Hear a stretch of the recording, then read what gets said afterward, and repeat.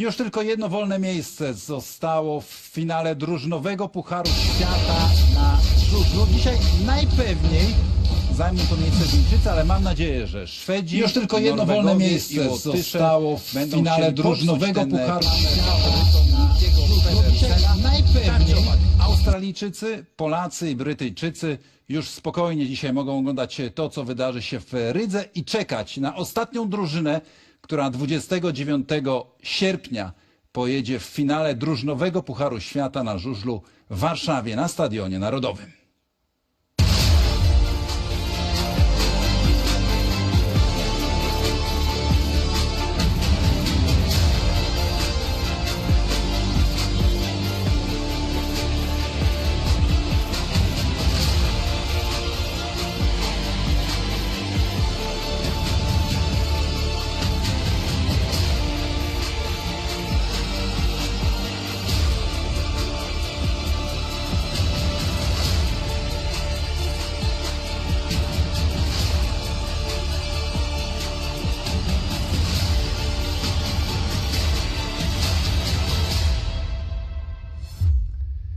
Ja nazywam się Piotr Karpiński i w tym momencie zaczynamy nasze studio przed drugim półfinałem drużynowego Pucharu Świata na żużlu. Liczę, że dzisiaj w naszym studiu będą odważne, kontrowersyjne tezy, bo wszystko to, co wydarzy się w Rydze, będę oglądał w towarzystwie dziennikarzy, ludzi, którzy mają swoje kanały na YouTubie, tak więc mają też szerokie horyzonty, odważne tezy i zdania. Witam Was panowie, Marcin Musiał. Dzień dobry, dziękuję za Czyli zaproszenie. kanał Marcin Musiał Speedway. Trochę leniwie nazwane, ale tak.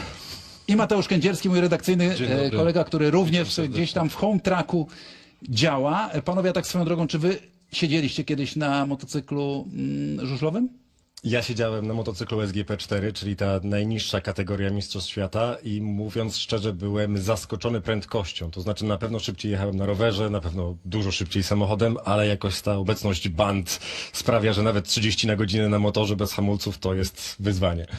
Ja też miałem okazję siedzieć, nie jeździć, ale popyrkałem, że tak to ujmę, na motocyklu crossowym. Kiedyś bracia Lampartowie, gdy nagrywaliśmy reportaż właśnie z nimi, podstawili mi taką maszynę i troszeczkę tam pojeździłem, ale nie za szybko, bo Dawid powiedział mi, że jak odkręcę manetkę gazu, to uwaga, bo mogę jechać prosto w drzewa. A słuchajcie, jak gdybyście mieli poważniej jeździć niż tylko pyrkać, to wolelibyście w drużynowym Pucharze Świata czy Speedway of Nations?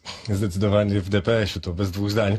Po pierwsze, więcej szans dla nas, żebyśmy się dostali do kadry, a po drugie ciekawsze zawody, no i też bardziej trzymają całą reprezentację pod prądem. Co bieg to przecież przedstawiciel.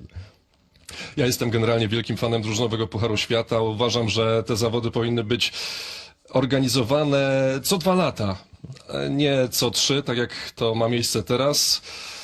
No ale Speedway of Nations, też ma swój urok, więcej reprezentacji może walczyć o medale. Tak, fakty są takie, że akurat w tym roku jeździmy w drużynowym Pucharze Świata.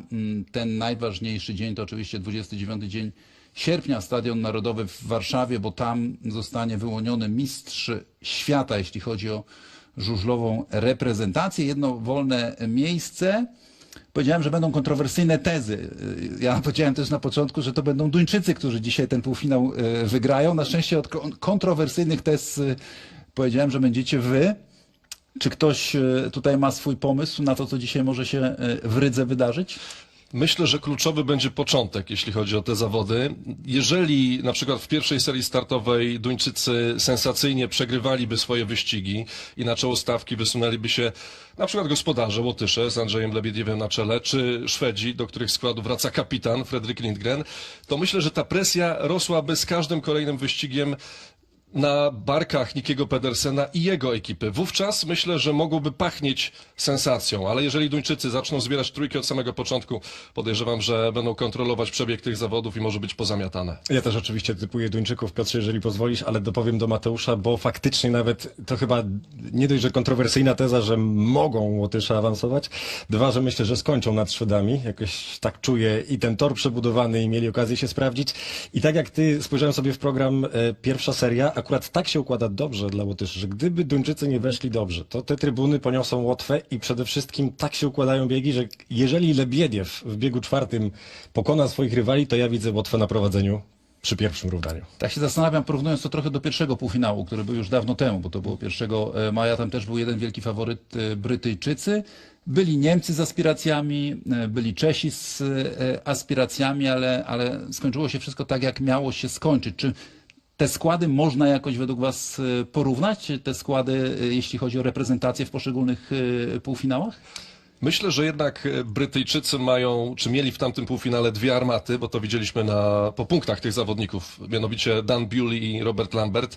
Zawodnicy wówczas w nieprawdopodobnym gazie, zresztą udowodnili to dzień później w Grand Prix, bo obaj zameldowali się w wielkim finale.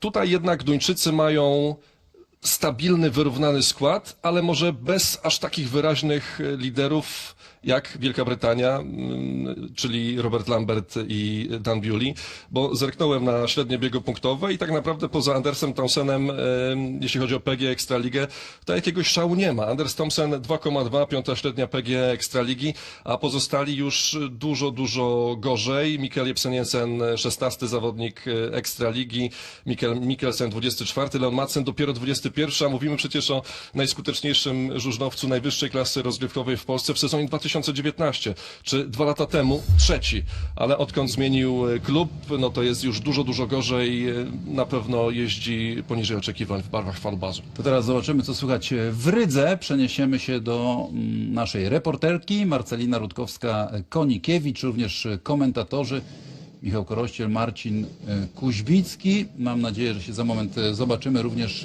usłyszymy. Moi drodzy, my mówimy, Dania to weźmie. Wy musicie mieć inne zdanie. Ale my bardzo lubimy mieć inne zdanie, natomiast nie wiem, czy tutaj jest się o co kłócić, panowie. Studio mówi, Dania to weźmie, no i chyba ciężko z tym polemizować, co? Do tego stopnia ciężko, że dzisiaj się założyliśmy z naszym kierowcą. Mamy ze stadionu do hotelu 10 km i powiedzieliśmy, bo nasz kierowca pyta, kto wygra. A my powiedzieliśmy mu, jak wygra kto inny niż Dania, to my idziemy z buta. Stąd do hotelu 10 km. No gdybyśmy nie byli pewni, że wygra Dania, to byśmy nie szli. Zwłaszcza, że nie jesteśmy jakimiś super fit atletami. Także jesteśmy, no niemal, to jest tylko żużel i różne rzeczy się zdarzają, ale trudno sobie wyobrazić, że dzisiaj wygra kto inny. Że Marcin Kuźbicki ma trochę inne zdanie. Tak, ja jestem atletą, więc niech Michał mówi za siebie. To kto ewentualnie może zagrozić Duńczykom? Czy to będą Szwedzi z wracającym Fredrikiem Lindgrenem, chociaż ten powrót chyba okupiony sporym bólem, prawda? Przechodził przed chwilą i widzieliśmy, że jeszcze mocno kuleje, więc mam nadzieję, że nie będzie mu to przeszkadzać w jeździe. Prędzej Łotysze, myślę. Jakby miał ktokolwiek, wiesz jakie były wyniki pierwszego treningu? 4 Łotyszy na 4 pierwszych miejscach. Co prawda na drugim treningu już było odwrotnie i 4 Duńczyków było na 4 pierwszych miejscach, ale jeżeli budujemy narrację, że ktoś może Duńczykom poprzeszkadzać, no to najprędzej gospodarze. No to jest w sumie szczęśliwe miejsce dla reprezentacji, jeżeli chodzi o Łotwę, bo przecież pamiętamy Speedway of Nations 2, kiedy młodzi zawodnicy walczyli tutaj pierwszy w ogóle w historii Łotwy drużynowy medal, prawda? Tak było, istotnie pokazywaliśmy to, ale czy Łotysze dzisiaj są w stanie napsuć krwi Duńczykom, przepraszam, no mało prawdopodobne.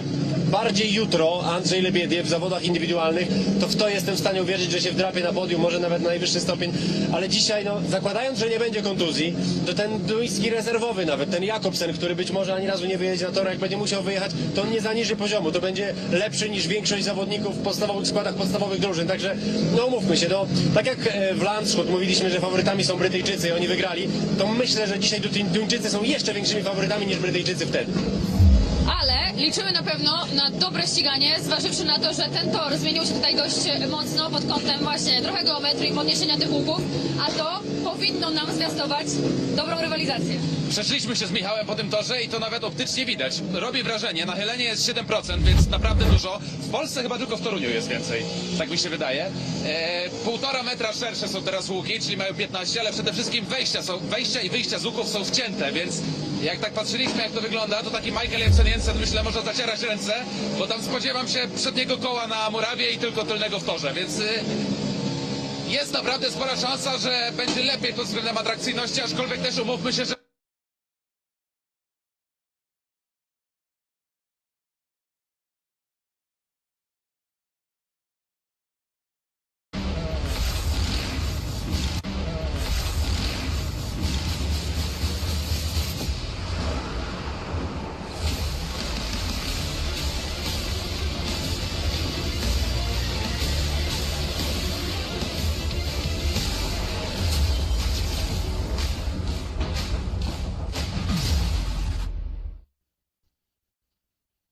Welcome to the Bajkoniki Speedway Stadium here in Riga.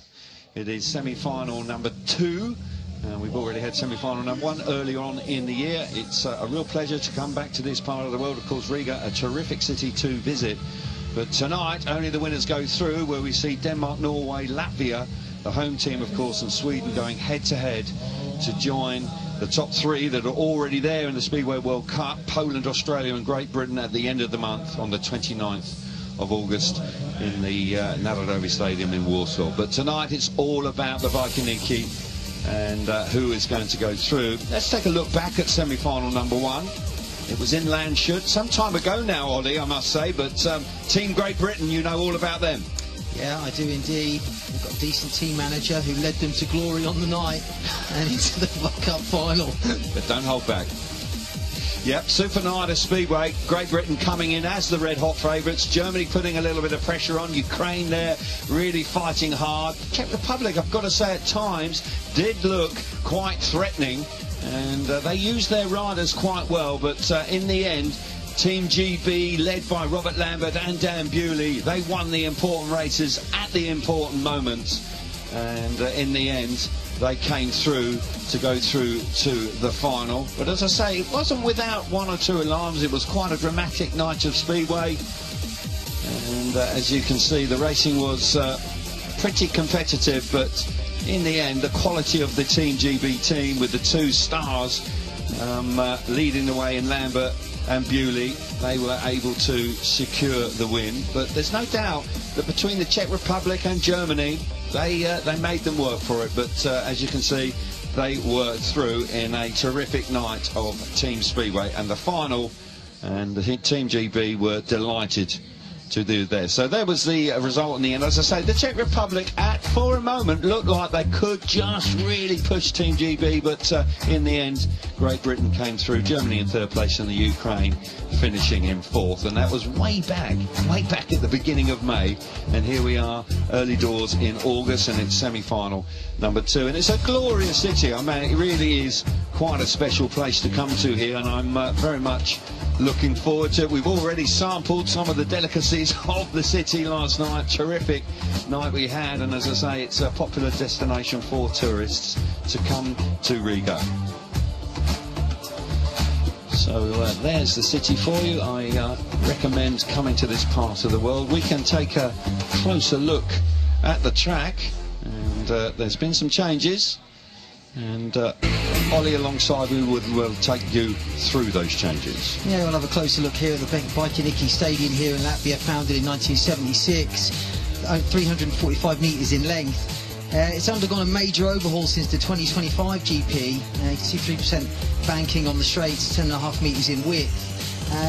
The biggest change is the entrance and exit to the corners. The inside of the track has been moved in, and that should allow for much better racing and overtaking. There we see again the banking on the straights, and the banking on the corner as well has been heavily improved. We will hand down to Emma and Kelvin, who had a closer look at the track along with the famous dirtometer.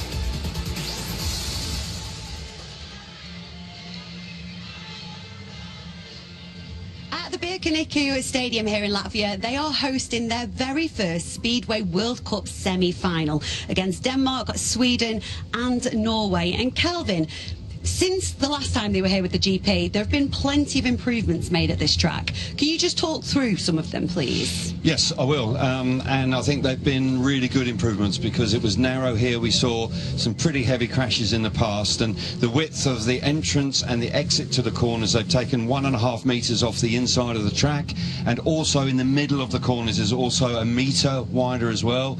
And also, when we get the dirtometer involved, you can see that the banking has been improved immensely, Emma, because in previous season it was flat, and actually it was adverse camber towards the safety fence. So fundamentally that is what it's all about. You know what I'm going to ask you? Let's get the dirtometer out. Yeah, it's here, it's travelled around Europe, it's got some plenty of miles on the clock now, but we're going to go down to the inside of the track first of all, because it is also, one thing I forgot to say, is it's new material on the track as well. So we're going to have, I'm really interested to see how it behaves, because in previous times it did actually break up. It's pretty firm here, pretty firm here. There's not a lot of give in the ground, which I can understand because we've got 2 meetings this weekend. We've got tonight, qualifying tomorrow, and of course the Grand Prix Round 8 itself. As we make our way across the track, we're now going up the banking, and this is what is so significantly different for 2026. We can now see a bit more material on the ground, dirtometer involved here. Look at that. That's very different. Oh, the dirtometer's definitely doing its job there, Calvin, isn't it? It is indeed. You're working it hard. It is. It's working overtime. So a lot more dirt on the outside. I'm expecting some pretty good action around the outside of the corners. Looking forward to it. So there we go. The track with the changes, and I think everybody's pretty keen to see how it goes. Good reports from the practice that the teams had earlier on, and talking to Phil Morris, the race director, there was some guys experimenting, but with that little bit more banking and the dirt around the outside, riders were looking and enjoying themselves very much indeed. Now, Andrei Lebedev's, he's going to be racing tomorrow as well, but he leads the home team. Very proud man. Has been on the rostrum here in Grand Prix, but tonight this is a huge night for the home team. There's no doubt about that. And it would be an upset, but I'm sure they're going to really do their very best to try and get to the World Cup final. So teams lining up, we will introduce them to you very shortly. But it is a big night, Ollie, isn't it, for the Latvian team? You know, the team has got more and more experience, and without doubt, they are going to be a spoilers tonight. They can win races. Yeah, absolutely. They're home track experts. They're the only team that have spent any time on this track prior to today, so that will no doubt help. And they've certainly got a lot of experience. All riders racing the Polish league now, so they're experienced at this level. Indeed they are, and that's the Latvian team. Denmark are here, they're the favourites. We've got Sweden, an experienced team, but Freddie Lindgren hobbling around. I must say he's had a horrible ankle injury. Kim Nielsen, of course, he's going to ride at number 5 for them, and has qualified for next year's Grand Prix, which was I spoke to him earlier about it. He's chuffed to bits that he's managed to get back into the Grand Prix series for 2027. So the teams will come forward as a whole. I'll introduce the riders and the team managers. Team managers will have a significant role to play. You know, if there's going to be any changes, rider replacements, tactical substitutes. When a team falls 6 points behind the leader, you can then actually do a tactical substitute. So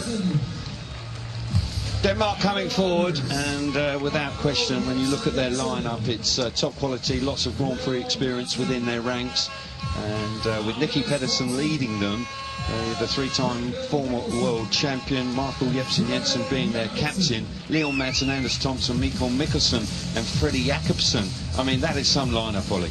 Yeah, really strong lineup, absolute red-hot favourites for tonight, and it would be a big shock if they didn't go through. Now, Norway, they are the underdogs, but what an opportunity for these boys to gain some valuable experience on a big stage like this. But you can't argue that they are going to be up against it. But they're led by Mathias Pullestad, Lasse Fredriksson, Glenn Moy, Truls Kamhag is their captain, and an international debut for Magnus Clipper there at number 5. What a night for the Norwegian team. Yeah, a really big night for them. They're led by Pullestad, who holds his own in the extra league, so you can expect him to take some points off the top boys. Now, Sweden have a very experienced team. And as I say, Freddie Lindgren is struggling. He's had that nasty injury to his ankle. Linus Sundström is their team manager tonight. Freddie Lindgren, Timo Lahti, who rode for Finland not that long ago actually, but he's in there. Jakob Torsell, former 2-time Swedish champion. Oliver Berntsson, former Grand Prix star, and Kim Nielsen just re-qualified for the Grand Prix next year recently in Telenzano. And now the home team. What a moment this is. Terrific reaction from the crowd. Healthy crowd in here for a Friday evening. And without doubt, a partisan crowd. And a proud team coming forward. Daniils Kolodinskis, who will be riding tomorrow as a wild card in round number 8. Andrei Lebedev's is their captain. What a night for him. Mihailovs is there as well. And Kostagovs rounds out the 5 riders that will represent the home team here this evening in the Baikoniki. They are the gladiators that will go head-to-head very shortly. What a night of team speedway we are in for tonight. Let's pause now for the national anthem of Latvia.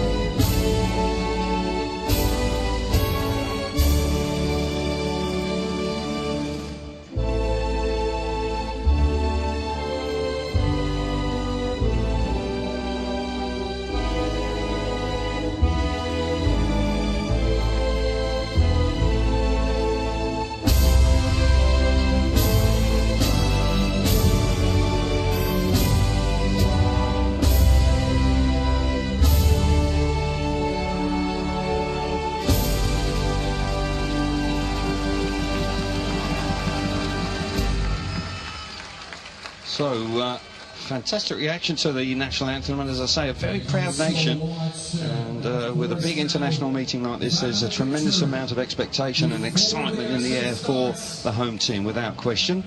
They'll feel the pressure, but in truth, they are the underdogs, and they will be they've got nothing to lose and everything to gain here this evening.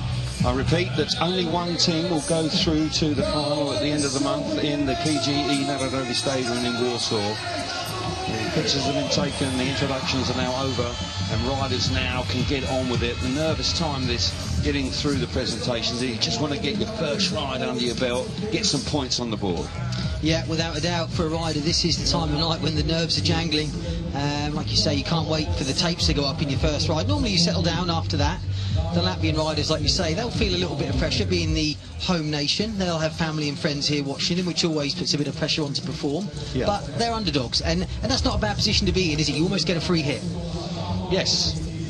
If there's any complacency from the Danish team, I've got to believe if they fancy that they're just going to breeze through this. There is quality in the other teams without question. Although it's a team event, you ride as an individual. There are 4 representatives from each team every time you go on the track, so you'll be relaying setups and trying to give as much feedback to your teammates as you possibly can. But at the end of the day, you've got to perform as best you can. So let's just get a little bit more insight into what the team captains are thinking about. Emma caught up with them a little earlier on. We have no pressure on our shoulders. We are the underdogs today, so yeah, we just go out there and have fun today. We're relaxed actually to an event like this. It's not the first time we've been to like this big event, but this is the biggest, it's still the biggest event. But we're relaxed and trying to have a cool team spirit. Yeah. Obviously, still I'm not 100%, but. And I'm going to give it everything I have, and also try and ride through the pain a bit and see if I can do something good for Team Sweden and also for myself tomorrow. But basically, I've just been trying to heal up the last couple of weeks or months with different treatments and exercises, and this was the first time I was on a bike for a long time, so you know, didn't feel 100% smooth, but I got better the second practice. I feel like all of us is pretty set on tonight, focusing on that. The track might change a lot for tomorrow anyway, so we can never really use it for that much. But so I think it's on time that Denmark is doing something great in the World Cup. So if we want to do that, we got to work together. It's a home meeting, and first with the Team Latvia, and yeah. Every year come here to Riga, always a special feeling, you know. My family is here, my friends is here, you know, more crowd come support us, and yeah, exciting.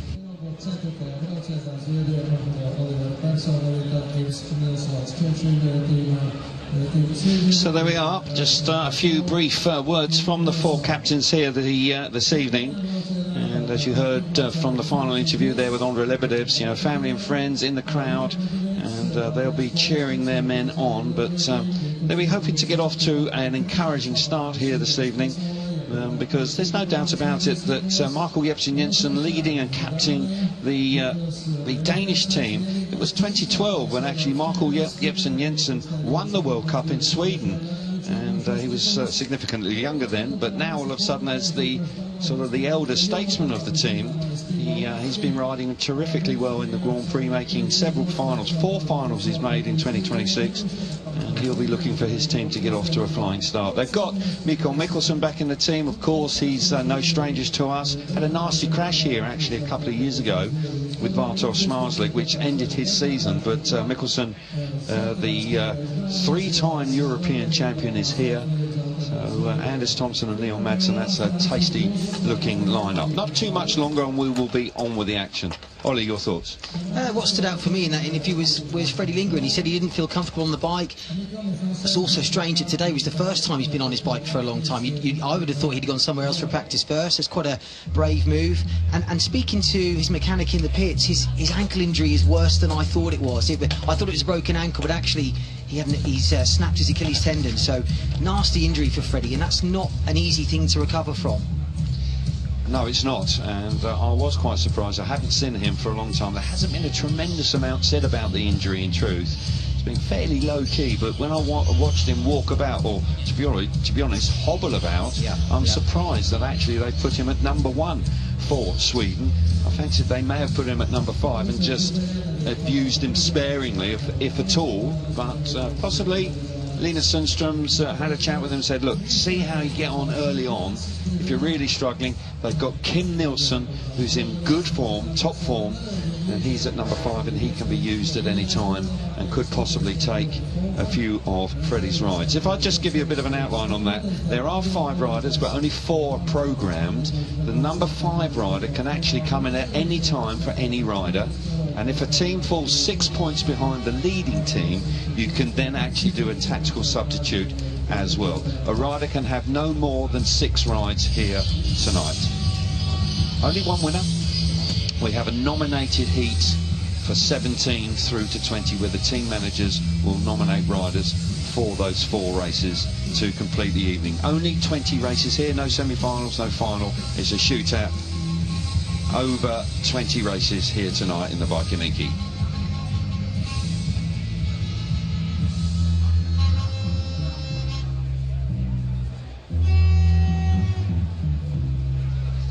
So riders are preparing themselves for the first race of the evening. On this revamped Bajkoniki track, here's the lineup for the first 4 heats. Gus, Follestad, Mikkelsen and Lartinger in heat number 1.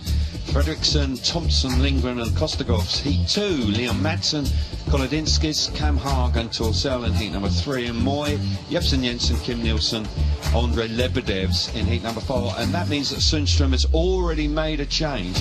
He's bringing in heat number 4 Kim Nielsen, who will replace, let's have a look down on my programme, it looks like he's going to be replacing Oliver Berntsson straight from the get-go earlier on.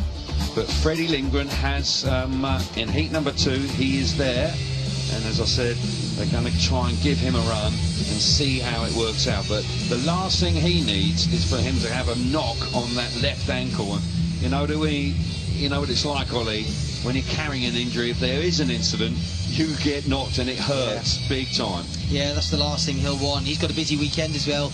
Grand Prix tomorrow, then he's got a big extra league match in Poland on Sunday, Lublin versus Wroclaw. Yeah. So, got a lot on his plate. He's going to want to get through unscathed. He's got gate 3, not ideal on the first race, not ideal. Inside gate probably would be beneficial. Yeah. But as I say, the one change I saw that was obvious, I'll try and bring you as many changes as I can, but when there are 2 or 3 in one race, it is a little difficult to actually keep right on top of it. But we will do our very best to keep you up to speed on that throughout the evening. Good, healthy crowd in here, good atmosphere, a lot of enthusiasm for the meeting tonight. Riders are now released and they will be making their way out at the far end of the back straight. As I say, a bit more racing room, much more banking, new surface. It looks better. To me, it looks a lot better. Yeah, totally agree. Surface looks good, much improved, and the banking I think is a massive help for the riders. You can carry more speed into the corners. Well, where Michael Jepsen Jensen does on practice start, it was off camber there. The track actually ran away from you and it would suck you into the air fence. Yeah. And now all of a sudden that's quite a different story. Timo Lahti in the first race here, I must say he's dual national. Got 2 passports. Rode for Finland previously, he's now riding for Sweden. Timo Lahti, a rider that's actually got a lot of experience, and I tell you what, on his night, he's quite a useful performer, so you can't underestimate the Swedish team either. But no doubt about it, the men with the red helmet colour, they will carry that throughout the evening. They are the favourites coming in to this evening's semi-final Speedway World Cup number 2. So riders up the tapes. Francis Gus is the representative for the home team here. We know all about Francis. He can fly around here. When he was in the SGP2, he had some pretty spectacular rides. So the line-up, gate number 1, Gus on the inside in white, Polestat gate number 2, Mikkelsen gate 3, and off the outside, Timo Lahti. And Timo Lahti is in the yellow helmet colour. Here we go then. Revs up. Takes up now, and we're racing here in the Baikoniki, and what a start from Lahti out of gate number 4. Jet propelled, Michael Jensen out the back. Now that is a turn up for the books right from the very first race here on Friday night. Timo Lahti with a stunning ride. Francis Gus coming through in second place. But it's a real turn-up here with Matthias Polestat in third and Michael Jensen, excuse me, it's Mikkelsen. It's Mikkelsen, excuse me. Mikkelsen making no impression in the race at all. No, like you say, fantastic start from Timo Lahti from gate 4. I don't think anyone predicted that. The Danes at the back, that's the big shock here, that's the big story. And their big rivals, the Swedes, they're out in front. So Timo Lahti looking good out in front, Gus in second, and Mikkelsen at the back. Yep, and Mikkelsen at the back. Apologies for that. The graphic on my screen in front of me has got their the Danish team lineup incorrect, but Timo Lahti didn't do anything incorrect at all. That was a sensational ride for Sweden, and he fired himself out of the start. And there's no question that he will be chuffed to bits with the way his evening's got off to a winning start. 3 points in the bag for him. And Francis Gus in second place, a useful start, solid start for the home team. So Lahti 3 points, Francis Gus in second place, 2 points for him, Matthias Polestat 1 point in third, and Mikkelsen failed to score for the favourites, the Danish team. Here we go. Keep your eye on Lahti, yellow helmet gate 4, makes a rocket of a start, bike hooks up all the way to the first bend. And I'm sure you're very pleased with that. There's a great picture of Mikkelsen at the back, turning himself inside out into turn 3. Yeah, the Danes, the big shock there for the Danes running the last. The Swedes sealing the march at this early stage with a 3-point lead. Great start for Timo Lahti. He is a good trapper, he is capable of that. And there he is, be over the moon with that one. Fantastic, and a good solid start for the Swedish team this evening. We now see Freddie Lindgren for the first time. A lot of concern about Lindgren, no doubt about that. And we've got Lasse Fredriksson for the Norwegian team coming out here as well. He'll be excited and nervous in equal measure, that's for sure. But Freddie Lindgren out of gate number 3, we just saw Mikkelsen failed to score from there. Gate 3, not ideal, particularly when you haven't been on the motorbike for a long time. So he is up against it here, Freddie. Experienced Swedish rider, of course, very much the talisman for Swedish Speedway these days. So the lineup for heat number 2 will be with us very shortly. So Lasse Fredriksson, he goes off the inside. Gate number 2 is Anders Thompson for Denmark. Freddie Lindgren, gate 3 for Sweden, and for Latvia is Yevgenis Kostigos going from the outside. He wears the white helmet colour. So here we go then. Tapes are up and they charge away and they come charging into the first corner, and it's Fredriksson from Norway who makes a lovely start. We've got Lindgren trying to get up the inside, a little bit untidy. Round the outside is Kostigos. Kostigos doing a fine job, and guess what? Anders Thompson is at the back, and Denmark not starting particularly well here. Lindgren is now squeezed up the inside and has got himself through into second place and is now chasing after Lasse Fredriksson. This is quite a turn up for the books here. Yeah, huge turn up. Lasse Fredriksson with a great start. Freddie Lindgren in second place, riding an intelligent line. If you watch him, he's put his front wheel over the curve. Well, he did every lap bar that one. But the big shock again, the Danes at the back, 0 points from 2 rides as it stands. Yeah, Anders Thompson riding wide. That outside line is not working at the moment. It's the inside, the shortest route, as being the best one and the fastest one. And Lasse Fredriksson, this is quite a feather in his cap. He's got a Grand Prix star right up behind him. Freddie Lindgren and the Norwegian team, they're going to pick up a victory here in heat number 2. What a ride from Lasse Fredriksson. And that would delight their team. And this is a huge turn up with Denmark failing to score in the first two rides here this evening. Quite extraordinary, didn't see it coming at all. Home team going along really nicely as well, picking up points, but Fredriksen 3 points, huge points for Norway. Freddie Lindgren pretty solid actually in second place, 2 points for him, 1 point for Kostikovs for Latvia, and for Denmark, Anders Thompson misses out in heat number 2. Does indeed. Fredriksen from the inside makes a great gate.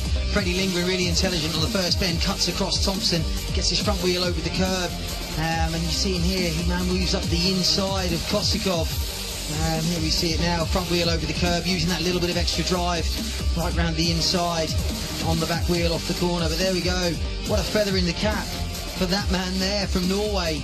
Great win for him. Well, and the big shock there is 0 points for Denmark from 2 rides. Norway are in second place after 2 races. There's a long way to go. We've got 18 races to come, but what an encouraging start for them. And Denmark and Nicky Pedersen, they will be having to do a little bit of soul searching here right now, because not to have scored in the first 2 races, I suspect that was not what anybody was expecting. So riders now making their way towards the start line for heat number 3. Leon Madsen out here representing Denmark, and he's got the inside gate this time. You've got to believe, we saw Fredriksen in the previous race, he was able to win the race from there, the inside gate proving to be an advantage at early doors. Settling down, we'll run through the lineup for you. Sweden riding in the yellow helmet colour, the home team will run in the white helmet colour throughout the evening. Denmark are in red all night, and of course Norway are in blue. Line up heat number 3 for you is Madsen for Denmark on the inside, Kolodinskis gate number 2 for Latvia, Cam Haar is for Norway out of gate 3, and from the outside here in heat number 3 is Torsell. Here we go, we're racing, and it's Madsen, no surprise there. Madsen hits the front. We've got Torsell coming through into second place, nice ride from him. Kolodinskis, back into third place, and Cam Hart, the captain of the Norwegian team, is out of the points this time, but Madsen out in front. Got to say, Torsell looks pretty useful in second place. Madsen just beginning to experiment a little bit, but he's looking good. This track is silky smooth. Yeah, it looks really good, like you say. Madsen experimenting with lines, growing in confidence out in front, letting the bike drift a little bit deeper into the corners. Torsell in second, had a good start from 4, tucked into second place comfortably on the first lap. But this is what the Danes need. They need to start clawing points back. Well, they are. But, Sweden in second place, going along nicely. But the first points that are going to be scored by the favourites tonight, the Danish team. And Leon Madsen off that inside gate makes no mistake at all. He, in the end, wins relatively comfortably. I must say, overtaking is at a premium. The track looks like quite dry. The outside line isn't working as well as I thought it might, but maybe a little bit of moisture and the track evolves. We may see that a bit later on. Madsen 3 points for Denmark, Torsell 2 points for Sweden, Kolodinskis 1 point for Latvia, and Truls Kamhag misses out for Norway in heat number 3. Let's watch it again. Yeah, Leon Madsen in the red helmet colour makes a jet-propelled start from gate 1. Hugs it tight round the first bend, clever first corner for him. Jacob Torsell in second. A good start from gate 4, gets across the other 2, tucks into second.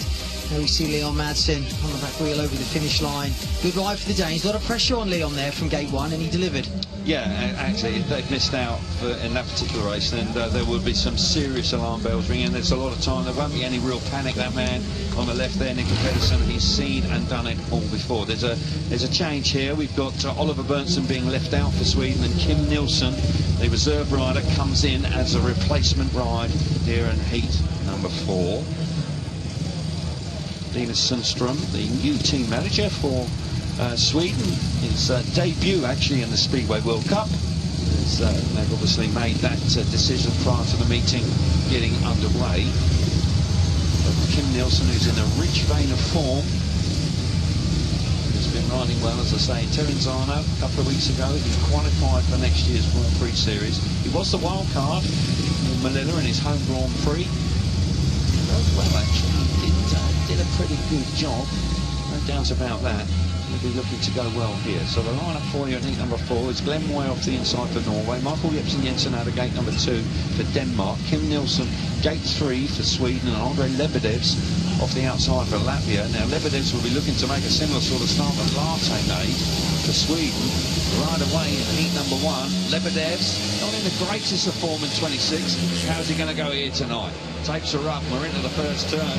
Michael Jepsen Jensen makes a great start, brilliant first turn around the inside there for Glenn Moy. That was spectacular. Now Lebedevs responds down the back straight, best straight to the 9. They're all having a real good no-go here. Kim Nielsen has come from nowhere up into second place. Oh, that's tight. Michael Jepsen Jensen running in the back of Kim Nielsen, who really did park it big time going into turn number 1 for the second time. But look at this. Lebedevs out in front for the home team, and Jepsen Jensen's at the back.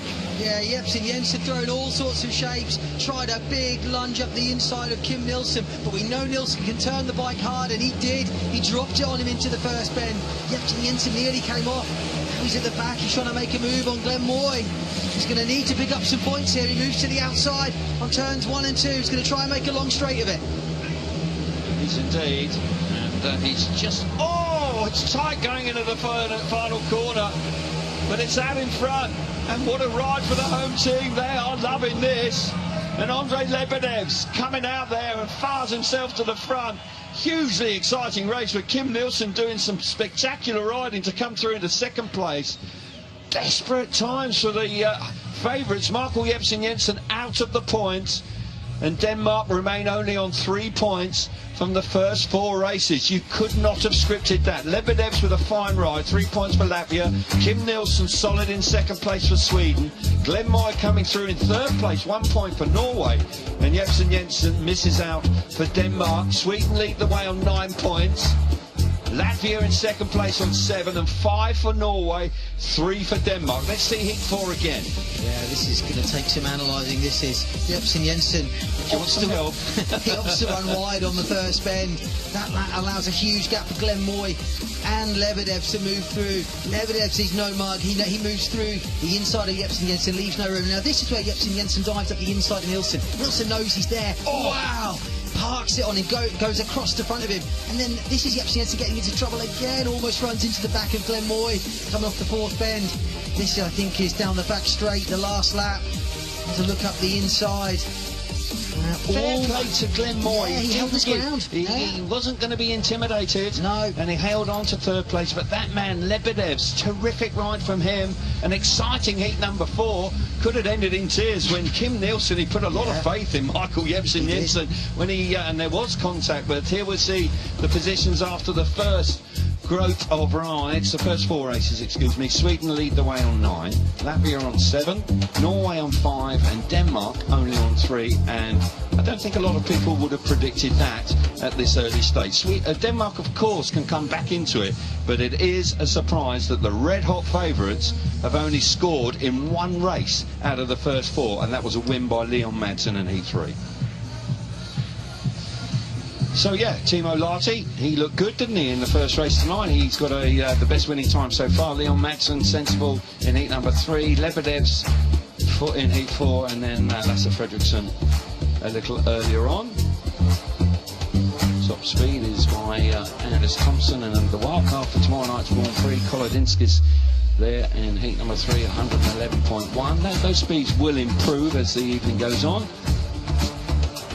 Thompson doing some hard yards out of the points. Got to remember that he went a long way, but he didn't score any points. 1,418 metres, and the gates. 2 wins from the outside, 2 wins from the inside, and nothing from gate 2 or 3 so far. And the points scored 9, 2, 4 and 9, so the inside and the outside gates dominating at this early stage.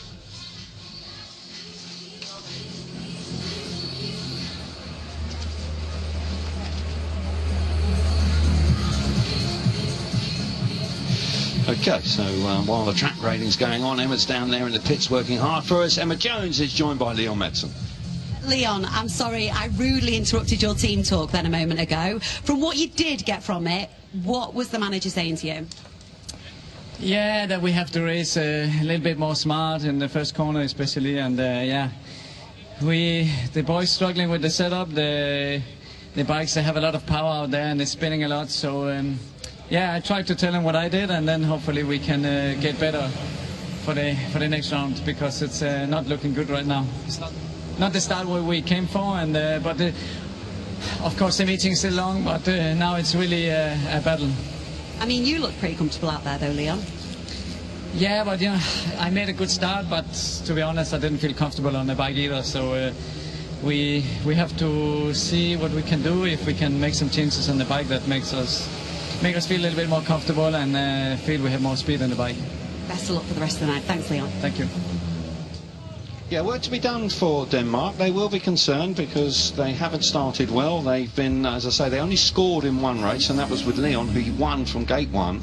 But apart from that, the rest, the other 3 riders, unfortunately, failed to score, and it's not a great start to the evening. Time to recover, of course, there is, and they've got top quality, but they are going to have to do a little bit of soul searching and make the right choices moving forward. The very next race is Kolodinskis. Kim Nielsen comes in for Oliver Berntsson again. Lasse Fredriksson will win a first time out, and Mikael Mikkelsen. Anders Thompson, Andre Lebedev, Jakob Torsell and Matthias Follestad. Good looking heat number 6. Heat 7 with Lindgren, Gus, Moy and Leon Madsen, who comes out for his second ride in heat 7. And heat number 8 is Kostakovs, Timo Lahti, Michael Jepsen Jensen and Truls Kamhard for Norway. Bikes being warmed up, being ready, spare bikes as well. Maybe that might be something that 1 or 2 riders from Denmark are considering, should they go for a second bike.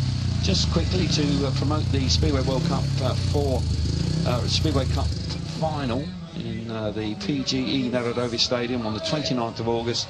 Tickets are available, and if you fancy going along, I highly recommend it. It will be a terrific night of Speedway. Yeah, choices now to be made. Do you tweak the bike you started on, or do you just roll the dice and go out with your second bike? To be honest, the Danes look quite a way off it. If I was them, I'd probably be thinking bike change. You know, only you know as a rider, it's a decision you have to make between you and your team. The other thing is, Nicky Pedersen's got some decisions to make now. Does he get Fredrik Jakobsen out? He's also 6 points down, so he can do attacks up. Yep. So does he throw Leon Madsen in early? I don't know. He's got a lot to think about, and there's a lot of pressure on the Danes. An incredible amount of pressure now. Yeah, favourites. I was chatting to my old teammate Peter Carlson, who rode for Sweden, of course, and we rode together here in Sweden for a long time, and he was saying if the Danes just are a little bit complacent, I think they could have a tough night. And I thought, well, I'm not sure about that, but as it's turned out, the first 4 races, I must say he was spot on. But they need to bounce back here. No changes from Denmark for heat number 5. So Nicky Pedersen just keeping his powder dry, possibly thinking, look, give his boys another run before he starts pulling riders out. Give them the opportunity to bounce back. Mikkelsen out the back in heat number 1. Good to see Rune Holte here, giving some of his advice to Team Norway. Of course, a former Grand Prix star, Rune Holte. I'll tell you what, he was a hard-working rider. Rode in Poland for a long time. Actually represented Poland at one point, but did a long stint in the Grand Prix as well. Yeah, top rider, great representative for Norway, but like you say, also represented Poland. I think he won the World Cup with them. He did, indeed he did. Heat number 5 riders are now appearing for their second ride of the evening. Just one change here with Oliver Berntsson not being used so far this evening. This will be the second time that Kim Nielsen comes out as a replacement for him. You can do that with the number 5 rider. You can use him at any time for any rider. Riders coming forward. Mikael Mikkelsen, the representative for Denmark here, and they need to get into a bit of rhythm, need to find some confidence to really make an impact in this Speedway World Cup semi-final. Many people, the majority of people, expecting Denmark to pretty much breeze through. Hasn't been like that so far, and as you rightly point out, Ollie, they are 6 points behind the leader. He could have made a change here, could have run the tax up. Freddie Jakobsen, who has a good chance of being a Grand Prix rider for next year, and is going along pretty well, but has not used him here in heat number 5. Riders just settling down. I'll through the list for you very now. Here we go. So We've got Kolodinskis for Latvia on the inside, Kim Nielsen out of gate number 2 for Sweden, Lasse Fredriksson gate 3 for Norway, and for Denmark on the outside is Mikael Mikkelsen. Now Mikkelsen can make a start, he's a top quality rider, Mikkelsen. Must have made a significant change to his bike. See if he can get it off the start and hit the front from gate number 4. There's been a couple of race wins from there already. Here we go, shapes up, charge toward the first turn, and Mikkelsen's made a great start. Tight in the first corner, very tight with Kolodinskis right alongside him. Here comes Kim Nielsen. Kim Nielsen squeezing up the inside, gets the better of the Latvian Kolodinskis down the back straight, but this is more like it for Mikkelsen. He was way off it, as you say, in the first race, but that bike powered to the first corner, and Mikkelsen is working now with Kim Nielsen giving chase. Yeah, fantastic start from Mikkelsen from gate 4, never in doubt. Kim Nielsen in second place, running a similar line as he did in his first one, front wheel over the curve. He's good at that inside line, makes it work very well. But Mikkelsen now letting the bike run. We're starting to see the outside line become a little bit more useful, I guess, as he's stretching his lead out in front. Well, Mikkelsen, there's a bit of moisture gone down on the track in the track grade, but his bike all of a sudden is putting the power on the ground because it's powering off the straight, and you can see the body language on the bike is entirely different to his opening down in heat number 1. Heat number 5 is all about Mikkelsen and Denmark, and they double their score. They move on to 6 points. Much more like it from the former European champion, former Grand Prix star, Mikael Mikkelsen. He'll be pleased about that. And all of a sudden that will be beginning to settle that team down. 3 points, very useful points for Mikael Mikkelsen out in front. Kim Nielsen rock solid in second place with 2 points. 1 point for Kolodinskis for Latvia in third, and Lasse Fredriksson for Norway, a winner first time out. He misses out. Yeah, watch this start here. Mikkelsen from the red helmet colour from gate 4 makes a fantastic start. Bike lifts all the way to the first bend. Kim Nielsen, intelligent first bend, switches back early, gets his front wheel over the curve and moves inside Kolodinskis. Here we see that move again, front wheel across the curve, loads of traction on the rear wheel, on that fresh dirt on the inside. Kim Nielsen's very good at that, he's got a great style, he's a very good lakeside rider, can turn the bike very well. So a track like this might suit him. And there we see the silky smooth style of Mikkelsen out in front, looked much more confident that time. Yeah, he looked really good there, and I must say that that winning time reflects it as well. He's be pleased with that, and as you say, he looked much more comfortable on his bike. Fredriksson just missed out for Norway that time. So heat number 6 is with us, and riders are at tapes, rattling through the races here this evening. No changes I've been informed of, so it's as per programme here. We'll see Lebedevs for the second time for Latvia. Jakob Torsel's out here. Matthias Polstad comes out for Norway. Handicap performer for him. But there is a change. Thanks, Ollie. You just pointed out. It does appear that Freddie Jakobsen's out here for Denmark. So it doesn't look like it's Anders Thompson. Pretty sure it's Freddie Jakobsen on the inside. We've got Thompson, Lebedevs, Jakob Torsel for gate number 3 for Sweden, and Polstad will go from the outside for Norway in the blue helmet colour. Freddie Jakobsen representing Denmark off the inside in the red helmet colour. Here we go. His first race of the night. He drops the clutch and we're away. He makes a great start. He hits the front. He's a tall man. Here he comes around the outside. It's interesting stuff, and into second place comes Lebedevs. Lebedevs hanging on, but he's under pressure. Got to say, Polstad is coming around the outside of Lebedevs. Lebedevs is going to have to squeeze him up, and he definitely does. But Freddie Jakobsen away out in front. Torsel for Sweden is out of the points at the back. But this is more like it from Denmark. They're beginning to flex their muscles now. Yeah, first tactical change of the night from Nicky Pedersen. Brings Jakobsen in off gate 1. He makes a great start. He's looked like he's getting 3 points on the board here for Denmark. Lebedev battled his way into second for 2 points for Latvia. But interestingly, Sweden at the back. Denmark are going to make a lot of ground on the Swedes here. Indeed they are. They're into the last lap. Looking good in heat number 6. They came into heat number 6 with 6 points. They're going to move on to 9. And there'll just be a couple of points behind the leaders as a consequence of Torsel missing out here. What a nice ride that was. Considering he hadn't had a ride, he hit the ground running. They must have had some communication between the boys because, as you rightly say, Denmark were way off it bike set up wrong, all of a sudden their bikes are working beautifully. Jakobsen, impressive ride from gate number 1, 3 points for Denmark, 2 points for Andrei Lebedevs in Latvia in second place, 1 point for Norway and Polestad in third, and Jakob Torsell for Sweden misses out there in heat number 6. Yeah, it's Jakobsen in the red helmet colour. He makes a great start from gate 1. Keeps the bike tight round the first bend. There's a bit of a battle now between Lebedevs and Polestad. Polestad tries to move round the outside of the hard-charging Latvian, and we know what Lebedev's like. He's a tough customer.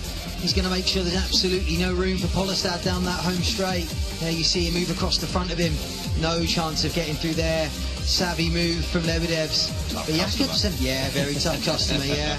And there's Jakobsen. Great first ride for him. Looked good, didn't he? Looked really good. And he hit round. Look at that time. Track's getting better. That little bit of water that went down between heats 4 and 5, without question, has improved the racing. Heat number 7 is with us, and riders are doing their gardening up at tapes, just figuring things out. Haven't been informed of any changes. We'll keep our eyes peeled. There's the situation. Sweden lead on 11, Latvia into 10, Denmark on 9, Norway on 6. That's a little bit more like what we were expecting to see, but it's nip and tuck between the major nations, and Norway, after a tremendous start, just missing out a little bit in the last couple of races. But here we go. We're going to see Freddie Lindgren again. Fair play to him. He's back out here. He had a hard working. Well, Freddie Lindgren doesn't know any other way. He likes a bit of hard work. He's on the inside for Sweden. Gate number 2 for Latvia is Francis Goos. Gate number 3 for Norway is Glenn Moy. And Leon Madsen for Denmark goes from the outside. And a fine ride to score the first points for Denmark. And heat number 3 is out again here. And heat number 7 takes her up. They roar into the first turn. Who's going to get there? And it looks like Lindgren's got there. He's going to hug the inside. Right round the inside. Ooh, a bit untidy coming off of there, but he's done well. And Leon Madsen has been squeezed up by Francis Goos. Goos coming charging through in the second place. Madsen trying to respond. Does do. Nice ride from Madsen. Read that beautifully. Got back up the inside of the charging Francis Goos. But Freddie Lindgren now out in front. What has Madsen got? Yeah, Madsen looks menacing in second place. He looks like he's got plenty of speed. He's trying to kind of track conditions do suit the Dane. He's very good on these sides. Oh, he's got loads of speed, moving up the inside of Freddie Lindgren. Oh. Lindgren's a hard customer, though. He knows he's there, shuts the door. Freddie Lindgren, a hard man to pass. He's riding a wide bike, but Madsen ran outside. Quality move from Madsen. Lindgren coming back at him. Madsen squares the corner off. On the back wheel down the back straight on the last lap. Proper bit of speedway here. Coming off the last turn. Heat number 7. Madsen. Quality ride from him. Top draw. Gotta say so, even though Freddie Lindgren is hurt and not fully fit, that was a proper bit of speedway there, and all of a sudden Leon Madsen, 2 rides and 2 wins. He's inspiring this Danish team here tonight. 3 points for Madsen and Denmark, 2 points for Lindgren and Sweden. Gus back in third, 1 point for Latvia. Glenn Moy for Norway missed out in a very entertaining heat number 7. Yeah, Freddie Lindgren in the yellow helmet. He makes a great start from gate 1. Gate 1's been good tonight. He hugs it tight around the first bend. He picks up here now, shoots across the track. At this point, Leon Madsen's in third place. It shows you how A, the track's coming alive, and B, Madsen is fast, very fast. He moves into second place there, and then he sets his sights on Lindgren, who we spoke about. He's a tough customer, hard man to pass. He rides a wide bike. There's Madsen. He has a look up the inside. Freddie Lindgren says no chance. Madsen moves back to the outside. And this is where we see him cut back, and he drives up the inside, bike pulling his arms off down the back straight. Freddie tries to cut back coming off the last bend, but got no answer to Madsen. That bike of Madsen's is hooking up down the straight. Well, all of their bikes are. Suddenly Denmark are absolutely dialed in. We're way off it. And all of a sudden their bikes are going great guns. Bit of dialogue between Anders Thompson and Leon Madsen. Thompson was replaced by Jakobsen early on. Thompson will want to get in on the action very shortly if he can. Heat number 8 is with us. And this will complete the second block of races here tonight. 20 races here this evening to determine who is going to go to the Speedway World Cup final at the end of the month on the 29th of August in the PGE Novovovi Stadium in Warsaw. Kosakov's on the inside for Latvia. Timo Lahti, gate 2 for Sweden. Jepsen Jensen, gate 3 for Denmark. And Cam Haag for Norway will go from the outside gate here in heat number 8. It's a slender lead now for Sweden. They've got 13. Denmark have forced their way into second place, just a point behind on 12. Here we go, takes up. It's into the first turn. I must say, Timo Lahti, sensational start out of gate number 2. Michael Jepsen-Jensen working hard around the outside, comes through into second place. Lahti doesn't quite close the door, allows Jepsen-Jensen to run wide. He then tries to block him. Jepsen-Jensen trying to square the corner off, but Timo Lahti keeping him guessing just at this early stage of the race. Kosogov's back in third, but I'll tell you what, good stuff from Lahti. Won his first ride, he's looking good again here. Yeah, that's the second fantastic start that he's made. Jepsen-Jensen looks like he's got plenty of speed in second. Oh, big crash at the back. Oh! Kamhark's gone down. This is going to have to be rerun. Yeah, untidy moment. He's okay, he's trying to drag the bike off, but red lights came on very quickly indeed. And I don't know if he missed the air fence or just caught the end of it on the exit of turn 4, but he's a little bit knocked about. But Jesper Steentoft from Denmark is our referee this evening, and just having a look at the back of the bike, rear chain is on, but so the blue rider has been excluded from heat number 8. Generally in international FIM meetings that race will be rerun with the 3 riders, but let's just see, he just gets himself in trouble here, doesn't he? He's dragging out in the dirt.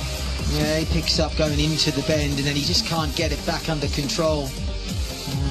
You see him coming to shot now. Here he goes, right in the bottom of the airbag. Oh, bike digs in over the handlebars. Nasty looking accident. Awkward, isn't it? Yeah, really awkward. Yeah, down on his face, but he's up, he's walking back, tough customer. But yeah, no, it looked like he just went deep into turn 3, the bike hooked up and drove across the corner. He couldn't turn it, couldn't get it back under control, and eventually ended up in the air fence. So the captain of the Norwegian team has been excluded from heat number 8. There will be a rerun. And Timo Lahti is already up at the tapes. He'll be a little bit aggrieved about that. He'd made such a smashing start out of gate 2. Nobody's done that so far this evening, but his bike absolutely super away from the tape. Such a super feeling as a rider. But he's got to do it again. Just a quick look at the standings. Just 1 point between the top 2. 13 to Sweden, 12 to Denmark. Latvia lurking there in 3rd place on 11, and Norway just drifting away a little bit now on 6 points. So riders back to tapes for heat number 8. We'll go through the lineup quickly for you. Kosogov's on the inside for Latvia, Timo Lahti gate 2 for Sweden, Jepsen-Jensen for Denmark gate 3, and no rider on the outside. Green lights on, revs are up. Tapes are up now, and away we go. I tell you what, Timo Lahti's bike is sensational off the start. He's got to the first turn again out of gate 2. He's repeated it. Michael Jepsen-Jensen coming around the outside. Caught, just about squeezes around the outside of Kosogov's. He comes through into second place. Needs to do that because Timo Lahti's in front of him. He's chasing hard now, Michael Jepsen-Jensen. He's in the dirt, trying to get some grip, trying to get some speed, and he's looking really good, Jepsen-Jensen. He's winding it up in second place. Yeah, Jepsen-Jensen using that deeper dirt on the outside. Lahti knows he's there, but there's nothing he can do about it. Jepsen-Jensen's got far too much speed this time. It was a great start again from Lahti. That's 2 in a row. He's made 3 in a row he's made, including the rerun. Yeah. But he's got no answer to Jepsen-Jensen, who looks really fast on that outside line. Yeah, he's into the last lap, and Michael Jepsen-Jensen and Team Denmark, after a really poor start tonight, have turned things around in some significant style. Their bikes were completely off. They had the wrong setup, decisions made prior to the event, not right. And now in the second block of races, they are absolutely flying. And this is pretty much what we were expecting to see earlier on tonight. And Michael Jepsen-Jensen, I must say, looked very impressive there in the dirt, round the outside. Sweet as you like. Proper bit of speedway from him. Jepsen-Jensen and Denmark, 3 points for them. Timo Lahti relegated to second place, 2 points for Sweden. Kosogov's in third, 1 point for Latvia. And Truls Kamhark, after a nasty looking crash, was excluded from heat number 8. Timo Lahti in the yellow helmet colour makes a fantastic start again. 3 out of 3 for him. Jepsen-Jensen, he heads straight to the outside. He knows where he wants to ride. The outside line is becoming more usable now. It's faster since the last track grade. Here we see he's got his back wheel in the outside in that deeper dirt, getting far more traction. He's going a lot longer way round. but his top speed is much higher, and he swoops around the outside of Latte. Great ride from Jepsen Jensen. Yeah, good looking ride, wasn't it? And as I say, all of their riders suddenly have been right on it. Freddie Jakobsen has only had one ride, but I think they've just had a fundamental rethink. Failed to score on his first one, 3 points there, and it's gear ratio, definitely gearing has been changed, and they have got their bikes working spot on. So once again, let's make our way down to the pits, and Emma has been joined by Timo Latte. Oh, you must be a little bit frustrated with that restart. Yeah, you know, I made a brilliant start in the first one and managed to block Michael's run in the first lap, and yeah, on the second one I didn't manage to do the same. My tire was done after one lap, and yeah, what can I do? You have had a great evening so far though, Timo. Yeah, it's been a good start, but yeah, still 12 heats to go, and yeah, job to do. Best of luck. Thank you. Indeed he has, and he's had a strong start. He's scored 5 points from his 2 rides for Sweden, and Sweden and Denmark are now locked at the top on 15 points apiece, with Latvia back in 3rd place on 12, and Norway just beginning to feel the heat a touch, and their score is on 6 points after 8 heats here tonight. It's livening up quite nicely now.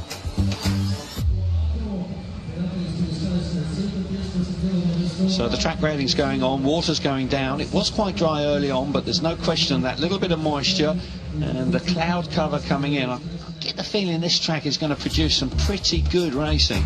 And I've got to say, chapeau to Freddie Jakobsen coming out in his first ride in heat number 6, and he's got the fastest winning time of anybody in his first gambit. Mikkelsen, Timo Latte, Leon Madsen, Lebedevs, Madsen again, Jepsen Jensen and Lasse Fredriksson.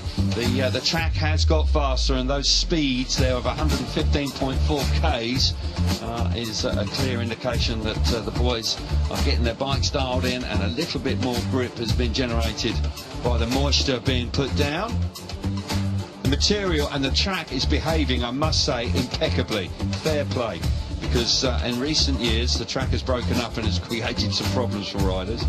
Madsen, who had to go round the houses to get to the front in heat number 7, but finally did get there. So 3 wins off the inside, no wins from gate number 2 so far, 1 win from gate 3, and 4 wins from the outside gate so far this evening. And the points scored from those gates so far tonight: 16 points from the inside, 9 points from gate 2, 7 points scored from gate 3, and just 16 points from the outside. So nothing to choose again after 8 races tonight between the outside and the inside. Linus Sundström in the centre there, he's the team manager for Sweden. Freddie Lindgren with his helmet on, ready to go. This is clearly an opportunity they feel they've got here, Sweden, that they want to make the final. And Linus Sundström in his first Speedway World Cup semi-final as their team manager would be very pleased indeed if they could make it through to the final. And meeting over, and the motivational speak done.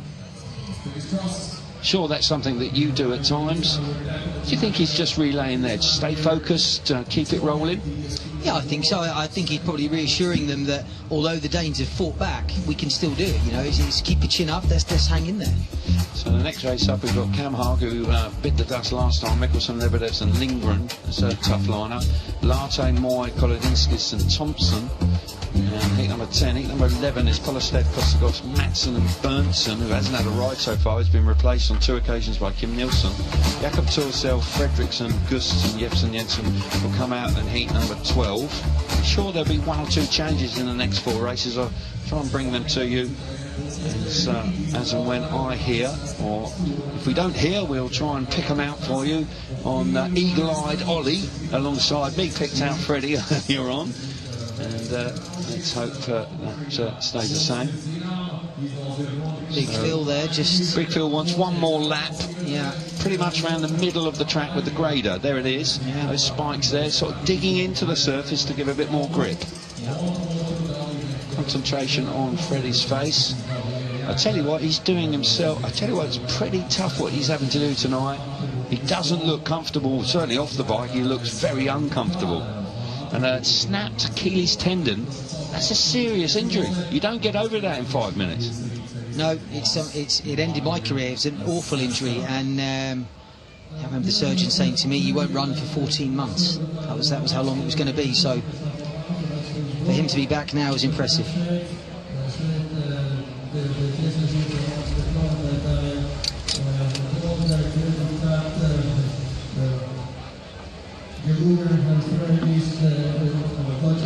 So heat number 9 is next, and we move into the third block of racing.